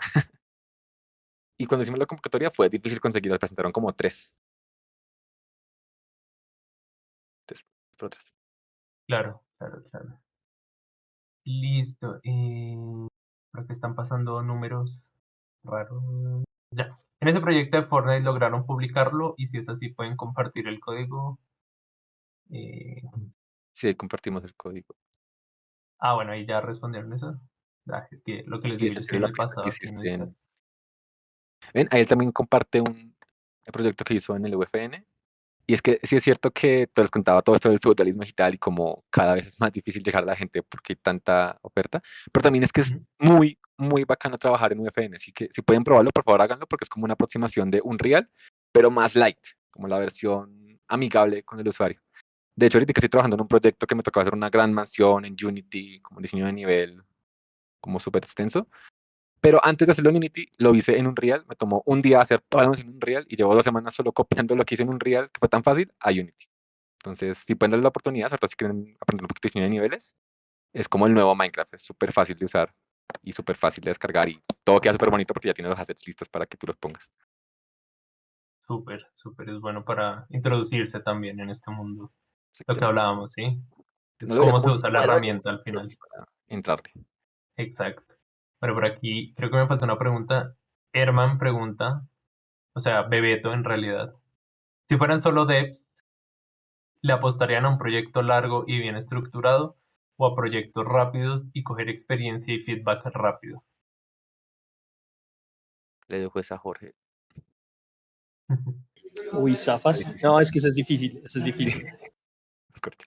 Porque es que bueno, es que acá sí tengo que poner un pin grande y es difícil porque si fuera solo por mí, yo preferiría un proyecto largo tipo Stardew Valley, pero es que las necesidades de una empresa son totalmente distintas a las necesidades de un desarrollador.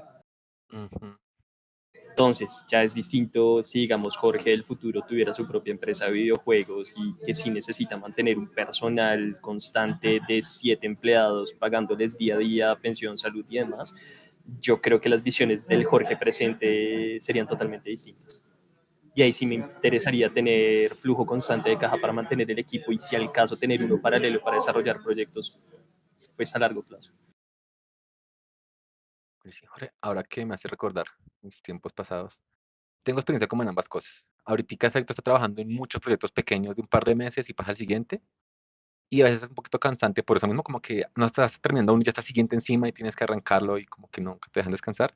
Pero también tuve la experiencia de trabajar en proyectos largos. Por ejemplo, Deco fueron años hasta terminarlo. Este de Battlefield fueron como casi 2 años, año y medio trabajándolo. Y también uno se mama de trabajar en el mismo proyecto. Como ya llevo 3 años viendo el mismo robotcito todo 8 horas al día, estoy cansado, quiero algo nuevo. Entonces, como que cuando llegas a proyectos nuevos, es un poquito de aire fresco. Pero también cuando llegan muchos proyectos, como que uno se cansa. Entonces, como que, sí, no creo que sea Jorge, no hay una respuesta ahí. En la parte empresarial, depende más del flujo de caja. Si muchos proyectos chiquitos te logran mantener ese dinero constante para que no tengas que echar a todo el mundo, sino que mantengas la empresa, pues bien. Pero también puede haber un proyecto muy grande que te esté pagando mensualmente para que lo hagas. Entonces, también está bien. Entonces, en cuanto a dinero, todo es un nivel de contratos y un iceberg en el que no me metería. Pero como developer, yo personalmente sí escogería un gran proyecto, porque no es tan chévere trabajar en estos proyectos chiquitos o un solo nivel de un juego y que luego ya pases y no fue nada trascendente, a diferencia de decir, mira, hicimos un gran juego que fue lanzado desde cero por nosotros y es como tu bebé. Me gustaría más eso, como, de hecho, ahorita estoy esperando que llegue un gran proyecto afecto para poder decir, mira, fui el game designer en este proyecto y no solo, mira, hicimos modos de juego de Fortnite. Vale. Muy buena la respuesta de ambos.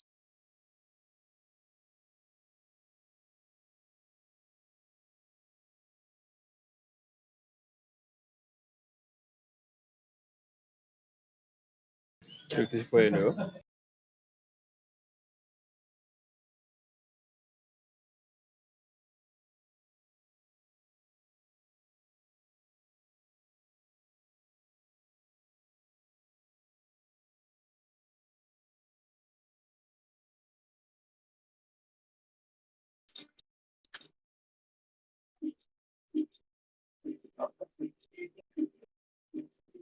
Estaba muteado.